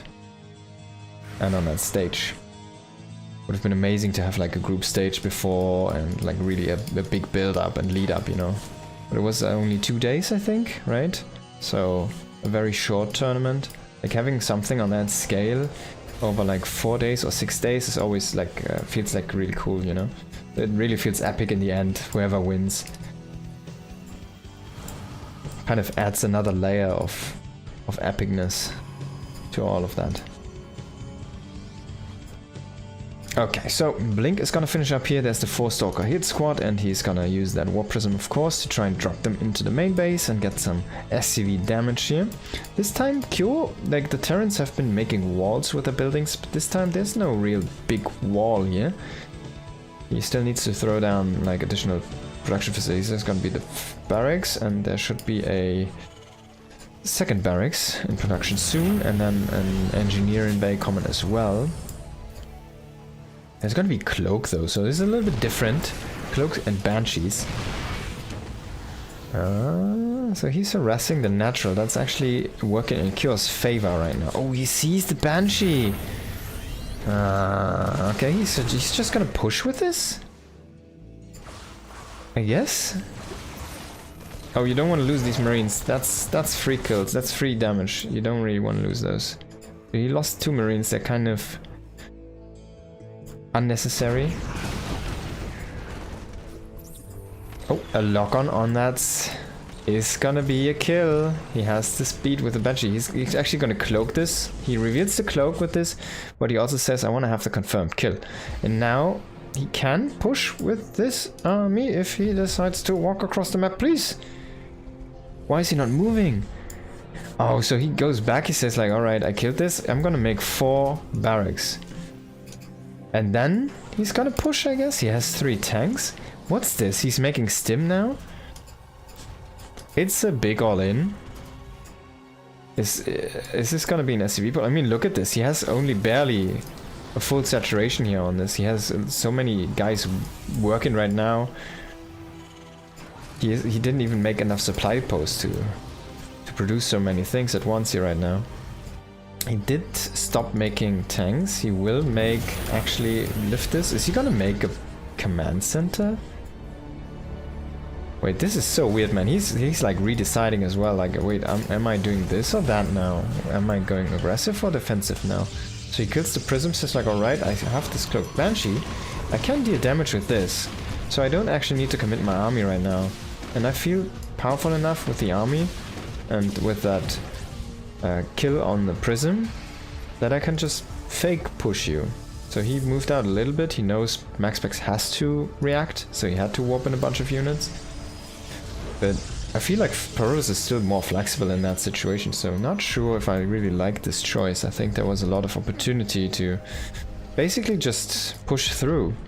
So he throws down, what, 4 additional barracks, right? So he's sitting at 6 barracks, I think. There's 2 in the natural. And he's gonna make a huge second wave. Still making a lot of SCVs. He has more than 50 SCVs on 2 bases. He has no third base, so he's gonna pull them. And I just wonder why he stopped creating tanks. So he will have a big stim combat shield push. He will have double medevac production. And he will have so many units here in this fight. Now there's gonna be Storm though. Storm is done, there's 4 High Templars, they all have energy for at least 1 Storm. Oh, Storm isn't done yet. 5 seconds though, it will be done in a moment. Before the bunkers or anything. There's the first storm. Very nice there on that tank. Will definitely kill the first tank. The second tank also is kind of exposed, but... so many bio units though. Kind of dying on the tail end of that storm. This Archon should have a lot of kills. One Templar there with 1 kill. 6 kills there on the Archon. Only 1 medevac trying to heal this one. Already 16 SCVs have been killed off, so most of the SCV wall is gone in that first engage, and now it's only flimsy marines left. No bunkers were created to try and stay in this position. As I said, he did not make more tanks, so in the end the tanks are actually not, the firepower of those tanks is not there. And he also didn't push with the Banshees. The Banshees came in like harassment tools, so that DPS is also missing here on the front line, and it's really powerful against something like Zealot and Immortal to have some Banshees in your army actually. So in the end, this is a defense, and if it's a defense, it's gonna be game over, because there's nothing really Cure can do with this. He's still trying to follow this up with just more units, but he doesn't even have enough SCVs for a second pull. There's more and more Storm accumulating here. He's trying to snipe single high Templars, but the longer the time goes, the more units are gonna be there for max packs. He's catching up an army supply. Slowly but surely, and he still has that big worker lead, almost doubling, I think doubling the probes here. More than that even. He's gonna start a counterattack now, he's gonna kill even more workers from his opponent just for a very tiny investment there. And delaying the reinforcements, you see this is the last bit of the reinforcements, the rest have to kind of deal with this.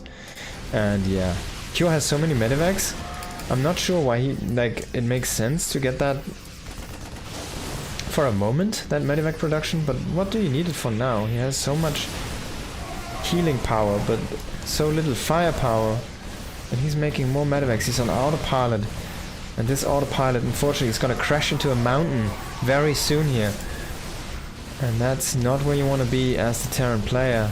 He's getting pushed back to his own base here, another storm into that Bioforce. He's getting concussive now, he forgot that one for the first fight. Oh man, things are looking grim, and he's still producing more medevacs. He has enough, he has 6 medevacs, you don't need a 7th, you don't need an 8th, you need more, like even tanks would be better. Swap it for the double Widowmine production, make Vikings. Vikings are cheaper now. Make Liberators, anything, he's making medevacs. He stopped SCV production, he's only at 25 workers. I mean, he doesn't really have anything to saturate at this point anyways, but Zealots are gonna have +1 here in a moment. They're gonna come in, they're gonna kill more SCVs even. I'm gonna focus now on those SCVs and really take the turbo out of that engine here for Liquid Cure. And there's one more drop trying to do magic across the map, but this Protoss army is already so beefy, the base is so complicated to walk through and drop into. And there's gonna be another form of AoE very soon here. Ghost Academy making more SCVs? Cure is desperate to try and hang on in this game, but he didn't do nearly enough damage to actually be able to stay here more than the next 5 minutes maybe. I mean, he's not producing anything, look at this. He's producing 2 SCVs and a Ghost Academy, that's all. You're always producing units as a Terran. Unless you're maxed. Yeah, GG is gonna be called, that's gonna be it here. Max picks this take this best of 5. There was some good play here from our Protoss player. And I am kind of excited to work on something else. So I'm gonna have some food now and I'm gonna work on something else, which will hopefully bear fruits within this week, and next week we'll maybe have an announcement for that. So stay tuned for some good news for StarCraft, I hope at least. And yeah, maybe I can make some magic work here. But for now, for today, it's gonna be it. We're gonna do tomorrow again, more casts. I hope I can grab some files from somewhere, some games, or it's gonna be some brutal games tomorrow, I don't know yet. Have to wait and see. So maybe today, later tonight I can find something. But yeah, for now, that's gonna be it. And see you guys tomorrow. Make sure to tune in again. Make sure to follow the YouTube channels. You see them all down there. It's And Mapo TV Gaming, yeah, that's an easy one. Atosis Cast 2, also an easy one. And Mapo Broodworm. Why Atosis Cast 2? Yeah, I'm working on that with Dan, so we're splitting that one. So please show some love to those channels. Thank you everybody for watching. I hope you had a good time and see you again tomorrow. Peace. Let me find someone to rate. Open Twitch. Twitch, there we go. Alright, thank you everybody. See you.